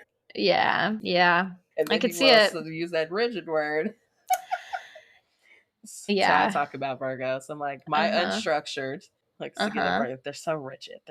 Yeah, they're so rigid. And then, of course, if you think about fire and water is a lot more emotional. And again, fire is not as attuned to emotion all the time. They are emotional. They're just not attuned to other people's emotions. Yes. And so that can be a little clash at times with fire. It seems like they, if you come to them with an emotional concern, they're like, what do you know? What? Just no, we can't be dealing with this. This is unprofessional. That feels like I could hear a fire sign boss being like, it's so unprofessional for you to feel this way. Well, okay. or just to get defensive and just to get mad. You know what I mean? Like, I can't believe you brought this to me. I can't believe you're complaining about something, and just getting into their own feelings and then not even realizing that they're in their own feelings. Yeah, that it can be a mess. It can indeed. So let's get into our earth signs now. Sometimes we think, our earth signs, these should be like really great bosses, right? Like earth signs. Yeah. These are our builders. We're gonna build something strong, from the ground up. Stability, structure, results driven. These are our hard workers. They're very consistent, very reliable, right? You can depend on them. Yes. Earth signs. Now, absolutely, earth energy can be very slow. We know that. Please speed it up. This is why they're difficult for fire signs, because they're very slow moving. They can be kind of rigid, Yes, talk about our indeed. Virgos, very black and white, but they do provide security and long-term stability. So they're going to be there. Yeah. And sometimes that's nice because, some of us others, we gonna be out. Yeah, the consistency is helpful. Yes. Now, they're also not always the best about being emotionally supportive, right? When you said fire, I was like, Earth too. Earth too. Right there with Earth too. Not being the best about emotions. Doesn't really make sense to them in the same way. Yeah, they're like, there's no place for feelings at work, At least if you ask an earth sign. Yeah. But they're also really great, now if you're trying to grow in your career, think about our Capricorns. Again, think about our Virgos and our Tauruses too. Like if you're really looking to advance the work in, these are the bosses that you want. Yeah. They'll tell you how to do it for sure. Yes. So specifically, let's get Taurus, right? Again, very dependable. So these Taurus are going to value reliability and quality. Yes. All right. Results driven. Okay. Results driven. Now, they're going to be slow to change. So if there's something that needs to change, it's going to take a minute. They got to warm up to it. But they're fair. They're not going to be, what they're going to do is going to make sense to you. There's logic. Yes. You're going to be able to see it. They also can be stubborn. So again, if you're trying to change their mind about something, good luck. Yeah. Be patient. A lot of patience. Be patient.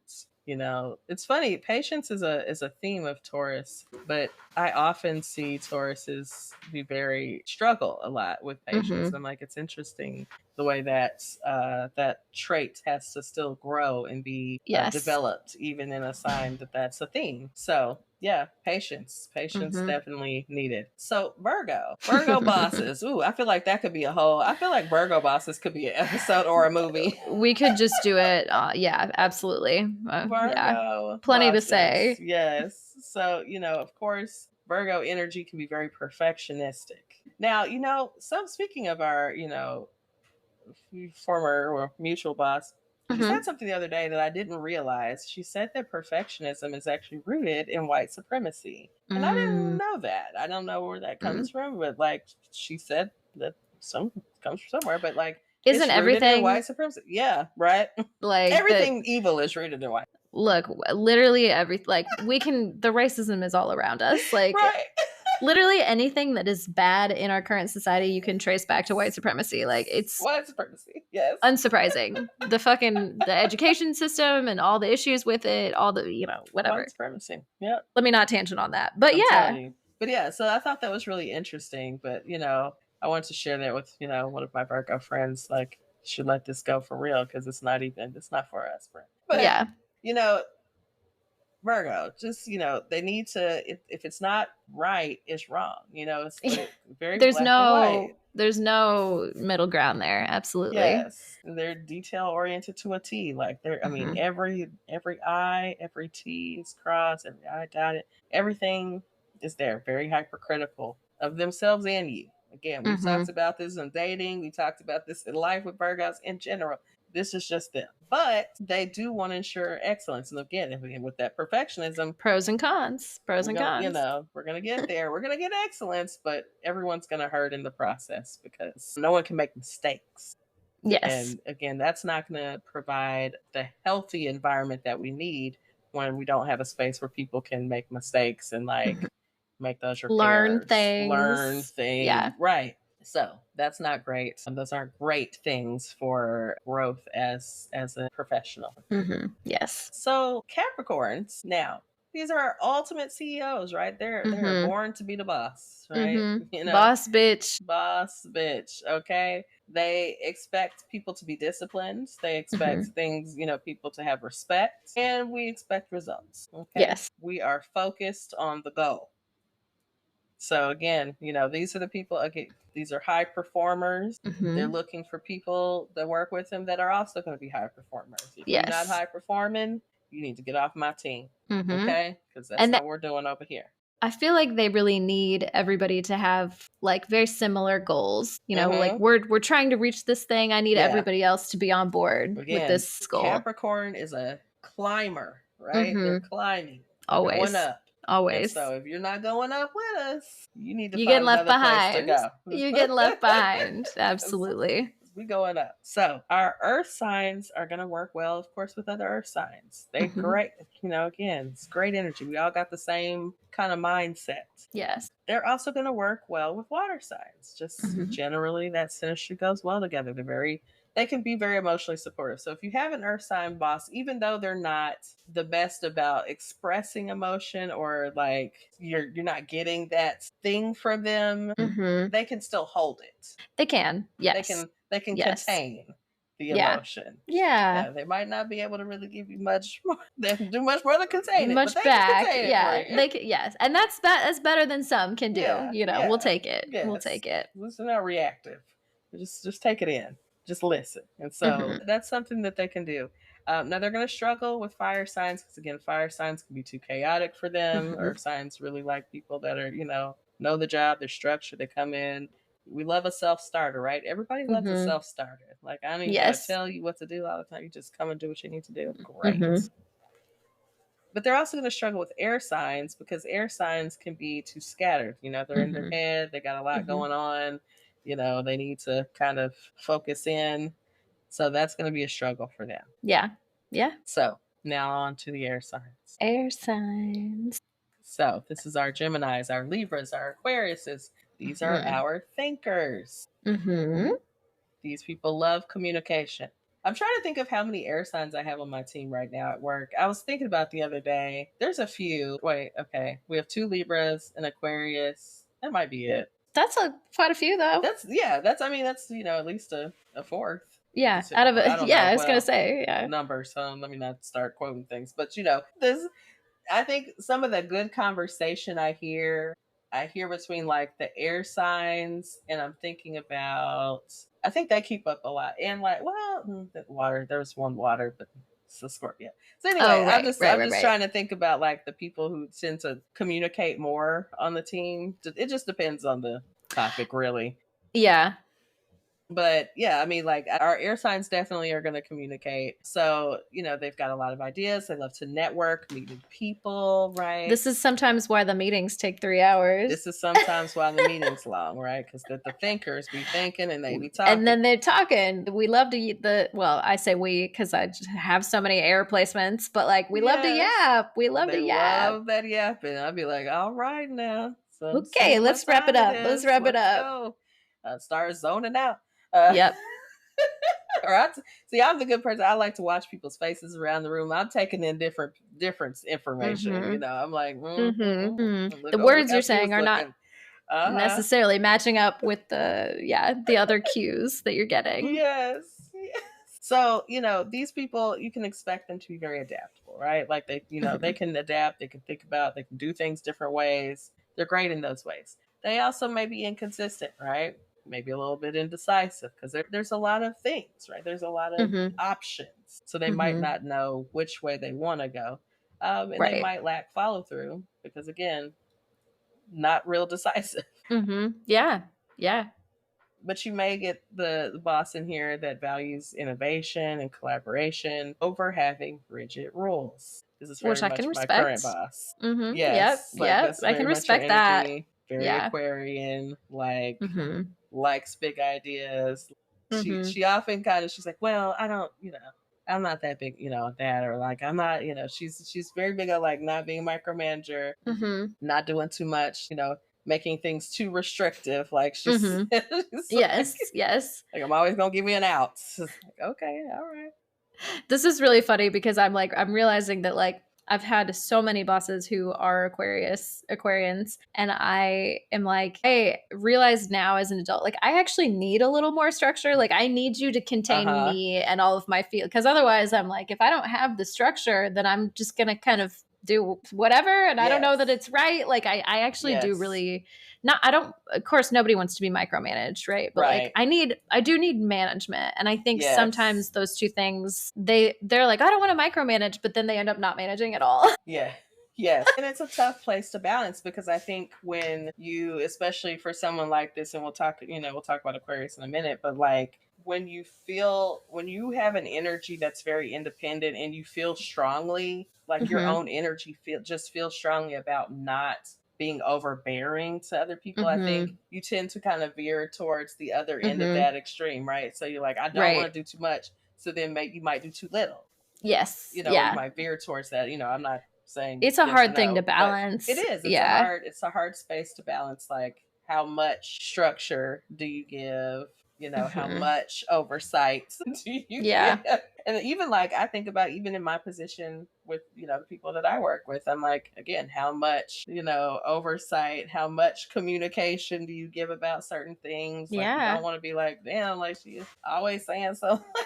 Like that, right? Of course. You don't want people to be like, I never hear from you. Like, I don't know. So, it's a hard balance to strike. And this is one of those things that like, this is why I don't want to have to make these decisions, which is why I don't want to supervise people. Again, right. These are the challenges. So, okay, let's talk about Gemini, right? Gemini, we know Gemini's got lots of mental energy. They got a lot going on. So this is the multitasker. They got 17 projects going at the same time. Yes. And they like things to move quickly, again, because that's the way their brains move. They like to be stimulated. They like to brainstorm, right? Like, you want a think tank person, get you a Gemini, because they can think tank and get you all kind of ideas and thoughts going. But they also might lack focus, right? Because so very much going on. Yeah, very possible. So, you got that play there. So then we have Libras, right? Libras are all about justice and being fair. So they're very diplomatic, they're very team oriented, but they're also probably going to struggle with decision making, because we know Libras can be fairly indecisive, right? Like they want to it's that people pleasing part, right? Like they want everybody to be happy, so they don't actually want to make a decision, because making a decision means that you're choosing one thing over another, and they just kind of want to hit that middle road if they can. Yes. Yeah, absolutely. So anyways, so then we've got Aquarius. And so Aquarius is our visionary. This is our person. Again, they have big visions, big, ideas. They've got the big picture. They see lots of, opportunities, and they're going with that, right? But they may seem detached or unpredictable because, again, you don't know. So we talked you really about don't know. that unpredictable nature of Aquarius, and that is them to a T. Like, I don't know what to expect from day 1 to day 2. Like, today, this is cool. Tomorrow, they didn't like that. So yes, and that has been, again, a consistent theme across the Aquarians that I have worked with. Like, yeah, I don't know what the thing's gonna be today. Like, I feel like I'm behaving in the same way, right, and you're responding differently based on the day. Differently. Like, today, you want to enforce this rule. It's never been. You're like, we've been doing this for all this time, but today is the day you want to say no. We can't do this anymore. Yes. So very, very interesting. Again, very Aquarian. Like, just like, oh, it switch up on you. It's very Uranus. It's very abrupt. It's just the unpredictability. Unpredictable nature. So air signs, again, work well with fire signs, right? They can be very creative together with the energy from fire, the thoughts and the ideas from air. Boom. It's just, makes beautiful magic. Absolutely. And of course, they work well with other air signs because they're just going to be thinking and come up with all kind of ideas together. And then hopefully somebody's there to execute. But they're great. They're going to struggle with Earth because, again, Earth signs are too structured for them. They need more freedom to just think and ideate. And then water signs are just too emotional. They're like, they're always feeling. They're just always in their feelings. Always in the feelings. Always in their feelings. So now, speaking of feelings, yes, let's get to it. Let's get to the water signs, right? So lastly, we have our Cancers, our Scorpios, and our Pisces. These are our nurturers and our caretakers. So these are the people that are taking care of folks at work, just, naturally, right? Like, these are the people that people tend to go to at work. Look, the way that everybody just used to gather in your office, you weren't even the supervisor, but we all just ended up gathering in Christine's office, and it was very healing to all of us. It. Like, I was reflecting on that the other day too. I was like, people just be like in the office. I remember Caroline specifically. Caroline would just be so relaxed. She'd just be so laid up on the floor, ass up in the air. Always. Feet up, just relaxed. Look, we girl, just relaxed. laid the fuck down in there. Yeah. The vibes in there were always so good and chill. Yeah. I loved that we had that space. Like, it really did feel like a safe space for us. Like, we were all taking in so much from the work that we did, as well as, again, the environment of the workplace. Yeah. And so we needed that space, like, of community together. Again, that community. And it was so important. Nice. Yes. Yeah. Maybe I need a water sign boss. Right. But we'll get to the cons of the water sign boss. Yeah. Pros and cons. Always pros and cons. Cons. But yes. Again, as a water sign, of course, we love this because, these are the people that care. Like, these are our intuitives. They're very emotionally aware, emotionally intelligent. Like, you don't have to, like, have weird conversations about, like, why this person doesn't understand this. Or, like, I don't They just get it. Like, they get it. They care about you. They care about you as a person, as a human. And not just the work. Right? Yeah. How the team flows together. Mm-hmm. Flows being the word there. Like, flow. Yeah. Mm-hmm. Yes. Now, your water sign boss might be a little moody, a little overly sensitive. Might have to tiptoe around some feelings. Maybe a little passive aggressive because, again, water energy, it's not direct energy. It's really not. I'm trying to be better about it every day, but it is a consistent struggle for me. Yeah. Yes. So we have to work. We have to work on that, being more direct, to saying how we feel and not acting out how we feel. It's like we've all been there. We all have to learn. So we, watch those things as for our water sign bosses. But they also lead with empathy and connection. Yes. And that, again, feels nice, right? In a team environment, like, they really value, like, again, that, the team dynamic and the connection, the cohesion of the team. Yes. It's important. It's very important. Absolutely. Then on the flip side, my struggle with boundaries. forever struggling with the boundaries. Like forever. One day I will get it together, but that struggling is with boundaries. The great struggle of my life, honestly. Trying not to overshare. Not too much. Not too much. Not too much. Just enough. Just enough. Just enough. Yes. So, all right. Let's start with Cancer. Now, your Cancer boss is going to be very protective. They're very protective of the team, right? Very loyal. Like, they probably are the people that are like, you know, family, you know, like our work family, you know, they stress that family nature. I heard that come up at work the other day and I was like, no. It's like, okay. It's usually not good if the workplace is being referred to as a family. Like I don't think that's really giving what you think it's giving. It's like not. And it's so like I understand the intent whenever I hear people say it. But it's just like we can come up with a different model. We just need a different model for a team. That relationship and connection matters, but you know, and that feeds into the work that we do in a positive way. Like I don't know, we need a different model for what that is, but like family. Because family is just not the right word. Families are complicated and messy, and like sometimes toxic and dysfunctional. And a lot of stuff going on, like that I don't want associated with having to go to work. Not my workplace. Not my workplace. Yes. Like I already have a family for that. Thank you. Right. I don't need to deal with this in two places. I want this in both. No. Like, I want to come to work and not have to talk about certain things. But anyways. So your Cancer boss is going to be very nurturing, but they also might be a little micromanaging because you know it's that kind of it's almost like the was it helicopter mom? Like yes, oh my god, yes. This might be more of your totally Cancer boss. What this is giving. Yeah, they're probably going to micromanage you at least a little bit, just a little bit, because they're just like, are you okay? Are you okay? You're like, yeah, I'm good. I'm good. I'm good. I'm good. I'm good. I'm good. I'm good.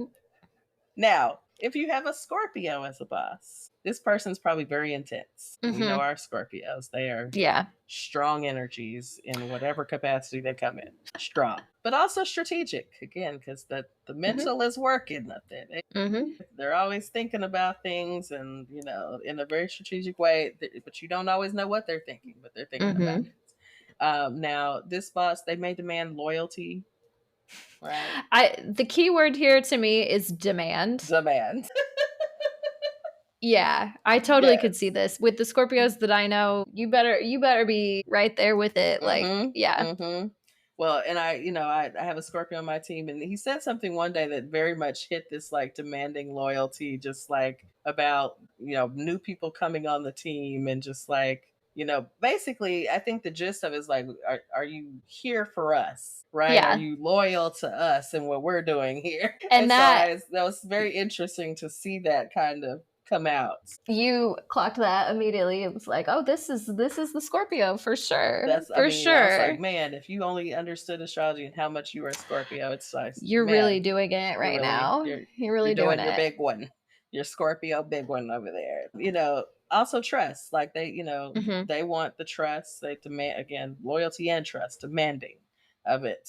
Very demanding of it. But they can be kind of intimidating. Yeah, very, again, because it's not just that they want these things, they demand it in a very intense way, and their energy is very intense, so it's going to be kind of intimidating to people because they're like, whoa, what's all that? What what if I'm not with that? Like, what's going on? Like, I don't even know you yet. So it's an interesting energy to come across in someone who's supervising you, most definitely. Now we have Pisces. Of course. Best for last. Maybe. We don't know. Maybe. In certain settings, I think Pisces bosses probably are amazing. In other settings, I think we'll probably be terrible as bosses. I will say that. Yes. Yeah. You know, so I think if you play towards the strengths in each of these signs, if you're in areas that those strengths are important, again, that'll make a better boss, right? It really kind of depends on the field and absolutely. Yeah. So our Pisces boss is going to be very creative, right? We're going to be very empathetic, compassionate, right? All of those things that's warm and fuzzy. You all know, the good stuff. All the good feels, right? Yeah. Of course. They're going to value intuition and I just feel that, right? Like they're they're going to value that kind of energy. but they can be disorganized. Yeah. Very much so. Quite. Very much so. Just no Relatable system in content. place. You know, Relatable content. there was a question at work the other day, and someone asked about what like systems we had set up, or what, like what kind of system we had set up for something, and I'm just kind of like, oh, I mean, I just do. I just like I don't have a system. I just kind of do it. It's like I think I'm just to do this today. Yeah, there's no system. It's just it's a I flow. feel like a Pisces boss could be great until you're trying to like delegate things. Because I know that like even when I've had interns and stuff, like I have a really hard time delegating tasks because I'm like, well, I do it this way. And it's my own like And weird little yeah. neurotic way that I do it. And they're like, huh? Right. You know what I mean? Yeah. Because I'm Yeah. like, because I don't have a like, I keep coming to system. I don't have a systematic way of doing it. This is just kind of how this flows for me. And it really is a flow. Like some days Yeah. I'm like if I don't have anything scheduled for myself for a day, I'm like, I know I'm going to do admin tasks. Yeah. It's not like an order. No. I'm just like, these are the things that need to get done. And they just get done And when they get done. Disjointly happens, and hopefully it all gets done that day. It's very much giving ADHD. Like it's giving. It's really giving ADHD. Very much. It's like I don't even know if it's Pisces. It's just very ADHD. Absolutely. Well, I think it is in the Pisces nature to be that way. Like it is what it is. It's like unless you set up the structure, or I preemptively set up a structure, know that the structure is needed, so I got to set it up for myself, because I'll do that for myself too, and I do that in my work as well. There's some things I know it's like, okay, you're gonna have to have a structure about this, because otherwise it's gonna get out of control. Right. Or it just won't get done at all. Right. So, but you have to know that, again, you have to know that about yourself. You have to recognize that in yourself and like take action. Yes, exactly. So exactly. Those are things to look out for with your water signs. Again, they work well with earth signs because they're very stable and they provide the structure that we need. We work well with other water signs because we all cry together. We cry together. We can all cry together and be in our feelings. And they're going to struggle again with fire signs because fire signs are too intense and too aggressive, right? And air signs stop being mean detached. To me. Hey, so passionate. It sounds like meanness. Sounds like you're mad. Yeah. And so that's how the signs individually or as energies work together. So we're talking about clashing. It's just a little quick note, again, fire versus earth. Our fire sign wants us to be fast. They want speed. Earth wants structure. So, we've got our fire sign that thinks earth is boring. Right? Earth sign just trying to get it done. It's just so serious all the time. Work. And then we've got earth sign looking at fire like they're reckless, they're chaotic, there's no direction. How are you getting anything done? Right. Like, it's all fun. And we don't come to work for fun. That's what earth signs say. We come to work. We come here to work, okay? And make money. My earth signs, my earth signs people are the people that'll tell me, I don't come to work to make friends. And I'm like, you know what? That's true. You're right. But also, damn, I do like to make friends at work. Yeah, that's funny because I think I feel that way at my current workplace. It's like I'm there and I'm just like, like I'm not even in there. I'm not even there for very long, and I can't help it. Like I'm trying to yap with everybody and get to know them, and they're all kind of just like, okay. Yeah. I'm like, oh, okay, y'all don't do that here. Y'all don't want to be friends. Right. It's very interesting. You meet just different groups of people. Like I feel like very much again on my team now, people want that very close feeling, and it's interesting because I think in my own experience, like I've had some stuff that didn't work out very well, and so it's caused me to be a little more protective. And so it's like, okay, I guess I'm slowly feeling like, okay, I can like get to know them again. It's like when I'm like, oh, I just want to us to be cool, but I don't want to get too close because it's fine. You have been burned. You've been burned. Yeah. But these they're good people, so I do enjoy them. So we're I feel like I'm slowly opening up. Yeah. Coming out of your shell again. Yes. So now water versus air signs. So if we think about our water signs, again, we want that emotional connection. We want to feel connected, right? And air wants logic. They want the thinkers. They want people that are, Yes. ideating, right? And so water signs think air signs are cold, right? They're not Yes. in their They're detached. emotions, It's that right? They're detachment. detached. Yeah. Yeah. And then air signs are going to think water signs are dramatic because they're always in their feelings. Like, it's just like, They really are. they're just They always really are. there. They're tired of that shit. Yes. Like, she always crying. She crying again? What's she upset about now? Unfortunately, yes. Unfortunately, yes. We're crying again. So, another note about just the modalities of these energies. So, if you think about our cardinal signs, I'll refresh us, right? Yeah. Our cardinal signs are Aries, Cancer, Libra, and Capricorn. Just remember, these are the first of every set there, every element set. So these are our initiators. So these people are going to be great for starting things. They also might struggle with following through with the things, right? So again, like Courtney, put me where I shine. That's what she likes to say. So again, if you know you got this energy, you're great at starting the project. We're not going to have you for the middle of the project. Right. We're going to have somebody else for the middle. But they're going to get it started, and they're going to start it with enthusiasm. So knowing that, now we got our fixed signs, which are Taurus, Leo, Scorpio, and Aquarius, can be very stubborn, right? But reliable. These people are excellent for stabilizing, stability, resistant to change. So again, these are the people great for the middle of the project because we got it going. We know how it's supposed to happen. So nothing should be changing. You just got to stabilize it. Keep it going. See it through. Keep it going. These are the great people for that. Fixed energy. Now, third, we have our mutable signs. It's us, our mutables. Hey. Gemini, Virgo, Sagittarius, and Pisces. These are the very adaptable and flexible people, but they also might lack consistency. So if you need people to kind of think about changing things or think, be flexible in what they're doing. Bring in some new ideas, maybe if you throw something at them, they're not like, oh, what? No, I've been doing this way. No. Yeah, like, we can adapt. We can adapt. We can change. We can totally adapt. Yeah. Those are the people that are great at that. Thinking, again, think about all these energies and how they fit into work, and think about your own energies. Again, we're not just one energy, right? We have lots of different energies. So sometimes, your different energies come into play differently at work and in your life, right? And, just know yourself, right? Like, I know I got some Aquarius energy in there sometimes, and sometimes I be bucking the system. So look, that's my whole thing. That's my whole thing. Yes. Sometimes you just go against the grain because it's just part of you. Like, I'm not doing it that way. Like, no, I'm not doing it like everybody else did it. Right. It's just there. Sometimes, you got that Aries energy, and you might have to, shut yourself up sometimes because you might, just get a little impulsive and say too much.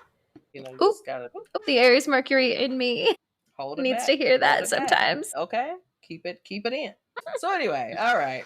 So lastly, we just got a few tips for surviving dealing with your difficult boss. If you've got a fire sign boss, yes. Now, caveat: match their energy. Now, I don't mean match their energy when they, when they don't do the you go low. Right. Don't also go low. If they mad or something, then we're not matching that energy. We're not matching negative energy. Right. But match their enthusiasm, match their passion, match their drive, right? Match that energy. Be proactive. Again, these people like fast pace. These are not people that want, their fire sign boss don't want people that can't start themselves, right? Be proactive. Right. Get going. And don't take their intensity personally. That's just them, They can't. They're just passionate about something. Passionate about. I can appreciate some passion. Yeah, I appreciate it. Somebody got to have some enthusiasm because I'll be sleepy as hell when I come to work. Somebody's got to have some energy. Okay? Yes. So then we've got our earth sign boss. What you want to do with them? Show that you are reliable. Number one. Yeah, they want they want to see the reliability. Consistently. Be consistent. Stick to your deadlines. Don't be laying on stuff all the time. Try not to procrastinate. They really like people. Again, the proactivity that fire likes, earth likes that too. They want you like, hey, if you can just jump on it, get it done early, that's great. But on time, definitely. Never late. Never late. Never late. Never late. And provide results. Like we want to see the results of your work. What can you show me? They respect that. So if you come into your job, work hard, fire earth signs, they're gonna love you. They're gonna be your best friend. That's or all not it friends takes. because they're not gonna be friends at work with you, but they'll be a great boss. Yes. Air sign bosses, communicate, be direct. Just go to them with whatever the things are, with whatever your ideas. They like that. Brainstorm. They want to talk it out with they you, want I to think. talk it out. Yeah. They like the conversation. Like, I had this thought. Oh, they perk up. You had a thought? Yeah, let's talk about your Tell me thoughts. more about that Right. thought. They wanna Talk about it know. as long as you want. Okay. Yes. So be flexible, right? Because, they might have some mutable energy in here. Don't expect, them to be very rigid about things. They're gonna, they're gonna kind of move around. They're gonna change up in the middle of things. So just, be prepared for that. And lastly, if you have a water sign boss, be emotionally aware, right? Just, have some emotional intelligence. Have some emotional intelligence about yourself. Yeah. You're going to want to build trust with them. That's going to be very important. If they can feel like they trust you, that's huge. And show empathy, right? Because they like people that care. Because they care. Yeah.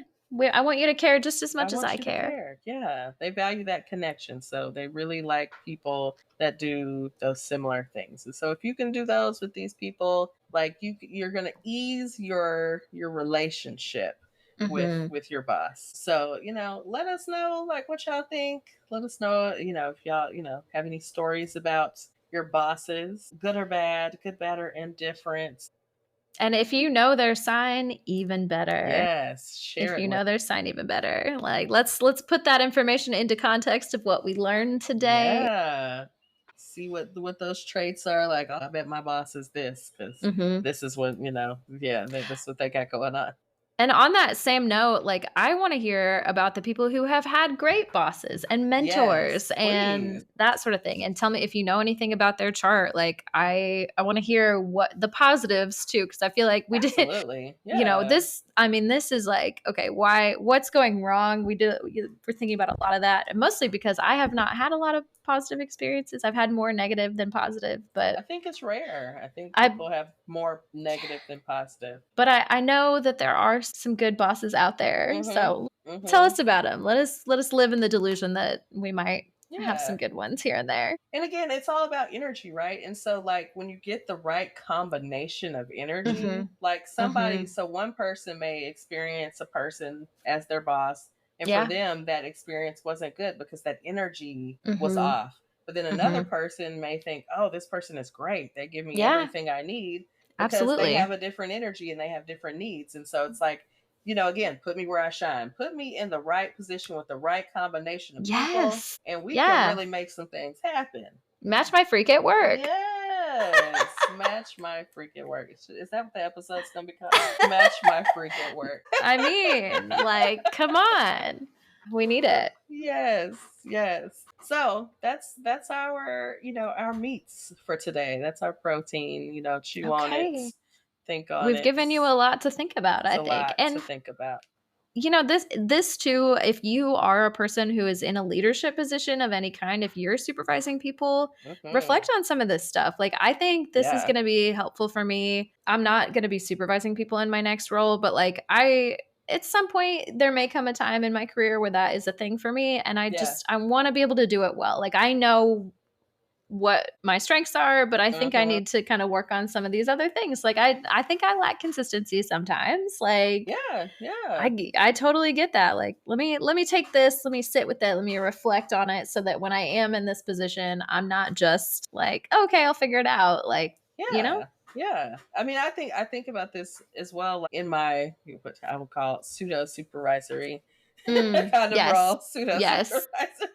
Yes. Supervision with no power. This, is very interesting. For real. But like, I thought about this just now as sometimes I leave my visits with the coaches I work with. And I think like, man, that was really cool. It's always around the connection that we build. So like thinking about this as water signs that value connection. It's like every time I leave these meetings, I'm like, I really enjoyed that like session because I really felt like we connected. And I've been able to have that with probably almost, if not all of them, almost all of the coaches that I work with. Like we found a space where we connect on something. Some common ground. Yeah, and it just feels nice, and like they feel appreciative. Like I have some coaches that are like, every time I come, they're like, they feel like they had therapy. They're like, thanks for the session. Like, how much? Yeah. Send me the invoice. Seriously. Like, and it's like, we don't set it up that way. It just flows, right? It just flows within us, having conversation about, what's going on in their school or what's going, but it's so cool. Funny. Yeah. That is I too am like, that is totally what makes me feel satisfied with my work is when I feel like I've made an emotional connection. And like, that is such an obvious thing, but like, I'm like, oh, I've never really actually thought about it that way. Yeah. That is, that's not what everybody is deriving satisfaction from in their work. Weird. Yeah. And so it's like, even reflecting on your own energy of like, what do you value at work? Like, some people are not going to value emotional connection or connection. Yeah. Like, they don't care about that. They're going to feel good when they get shit done. Right. Like, I was productive today. And so I feel great about work. Yeah. Me, I'm like, I think about our days at our old place, and I'm like, the days when everyone would hang out, those were the best days. Those were, yeah. I've made a lot of emotional connections at work today. Like, I didn't get a lot done, or I stayed at work until 9 o'clock because I had to get the work done then later. Right. But it was great because remember everyone was trying to teach such and such how to twerk, and we were doing this. Or, like, we had our meetings the other day, and we were teaching our coworker to do the boots on the ground. Like, that felt good because it was like good just connection time. We were laughing, having fun, but it just a few minutes. It just take a few minutes. Just like, it doesn't have to be a lot. It does not have to be a lot. But that's, again, that's our water sign values. We value the connection. Everyone's like, totally. I don't want to do no boots on the ground with my coworkers. Right. There's some Capricorns in there that are like, that's not, I'm here for the bag and the bag only. Okay, thank you. I'm trying to get this work done. I'm trying to clock out on time. Right. So we don't get the work done. So, different strokes, right? So, yeah. We'll sit with that. Yeah. And that's the show today. I think that was a really informative episode. Yeah. So, again, let us know your thoughts. Next week, we're going to talk about relationships again. One of our favorite places to go. Speaking of connection and all that. Okay, let's talk about connections. All right, so next episode, we're talking about situationships and soulmates. Oh boy, which is which, and how do you tell, and how will I know? Whitney said, "How will I know?" Okay. How will I know? Is it a situationship or a soulmate? We don't know yet, so we're gonna find out. Yes. Next week. So make sure we'll put those polls out. Again, the polls on Spotify last for 2 weeks, so jump in there. Share your opinions with us, please. Yeah, and if you want a reading, if you have comments, if you want to share things about your bosses, great or otherwise, with us, anything like that, send us an email at suchapiscespod@gmail.com, and that is spelled SUCHACESPOD@gmail. And as always, we are also at Such a Pisces Pod on all your favorite platforms, mostly Instagram and TikTok. Trying to stay active on the TikTok. I fell off a little bit this week, but I'm gonna get back on. I'm gonna get back on the wagon. And of course, if you've made it to this far in the episode, if you're still listening, please rate us 5 stars, share this episode with a friend, or maybe a boss who needs to hear it, We can all grow. We can all stand to right? Grow. Hello? Yes. Yes. Personal and professional development. Exactly. So add this to your little professional development queue. Okay? All right? Come on, professional development. Right? Come on. Maybe we should start a course. Maybe we should start like a personal astrology, personal. Okay, listen. Could look something. If you want to pay us to do that, send us a message. Send us an email. Come do a PD for your group. Come on. Exactly. We're happy to do it. Shelby, I'll be out here doing PDs for real. Ooh, look. Somebody. It just makes me think of like all those personality tests that they use for work and stuff. Like people use the Enneagram, people use the Myers-Briggs, all the things. Absolutely use astrology. Why couldn't we use astrology? And we someone will pay for that. Right here with this podcast, we just jumped it off with this episode. You could expand this for real. We totally could. Course and be out here too. Girl, don't give me no ideas. Because now I'm Look, thinking about it for real. you could. That's not a bad idea. It's like, don't let me just log off and me start typing and thinking like, the Aries Okay, in me is alive. Like, right. Let's start a project. Do you want to start a project? Okay. Yeah, we can now. Listen. Look. All right. But so anyways, in that case, let's log off. We're gonna get to work. Okay. We gotta go. We gotta go. We gotta brainstorm. We gotta get this done. So until next time, y'all, stay safe in these streets and protect your energy. And of course, as always, is seduce and scheme safely. All right. See y'all next time. Bye.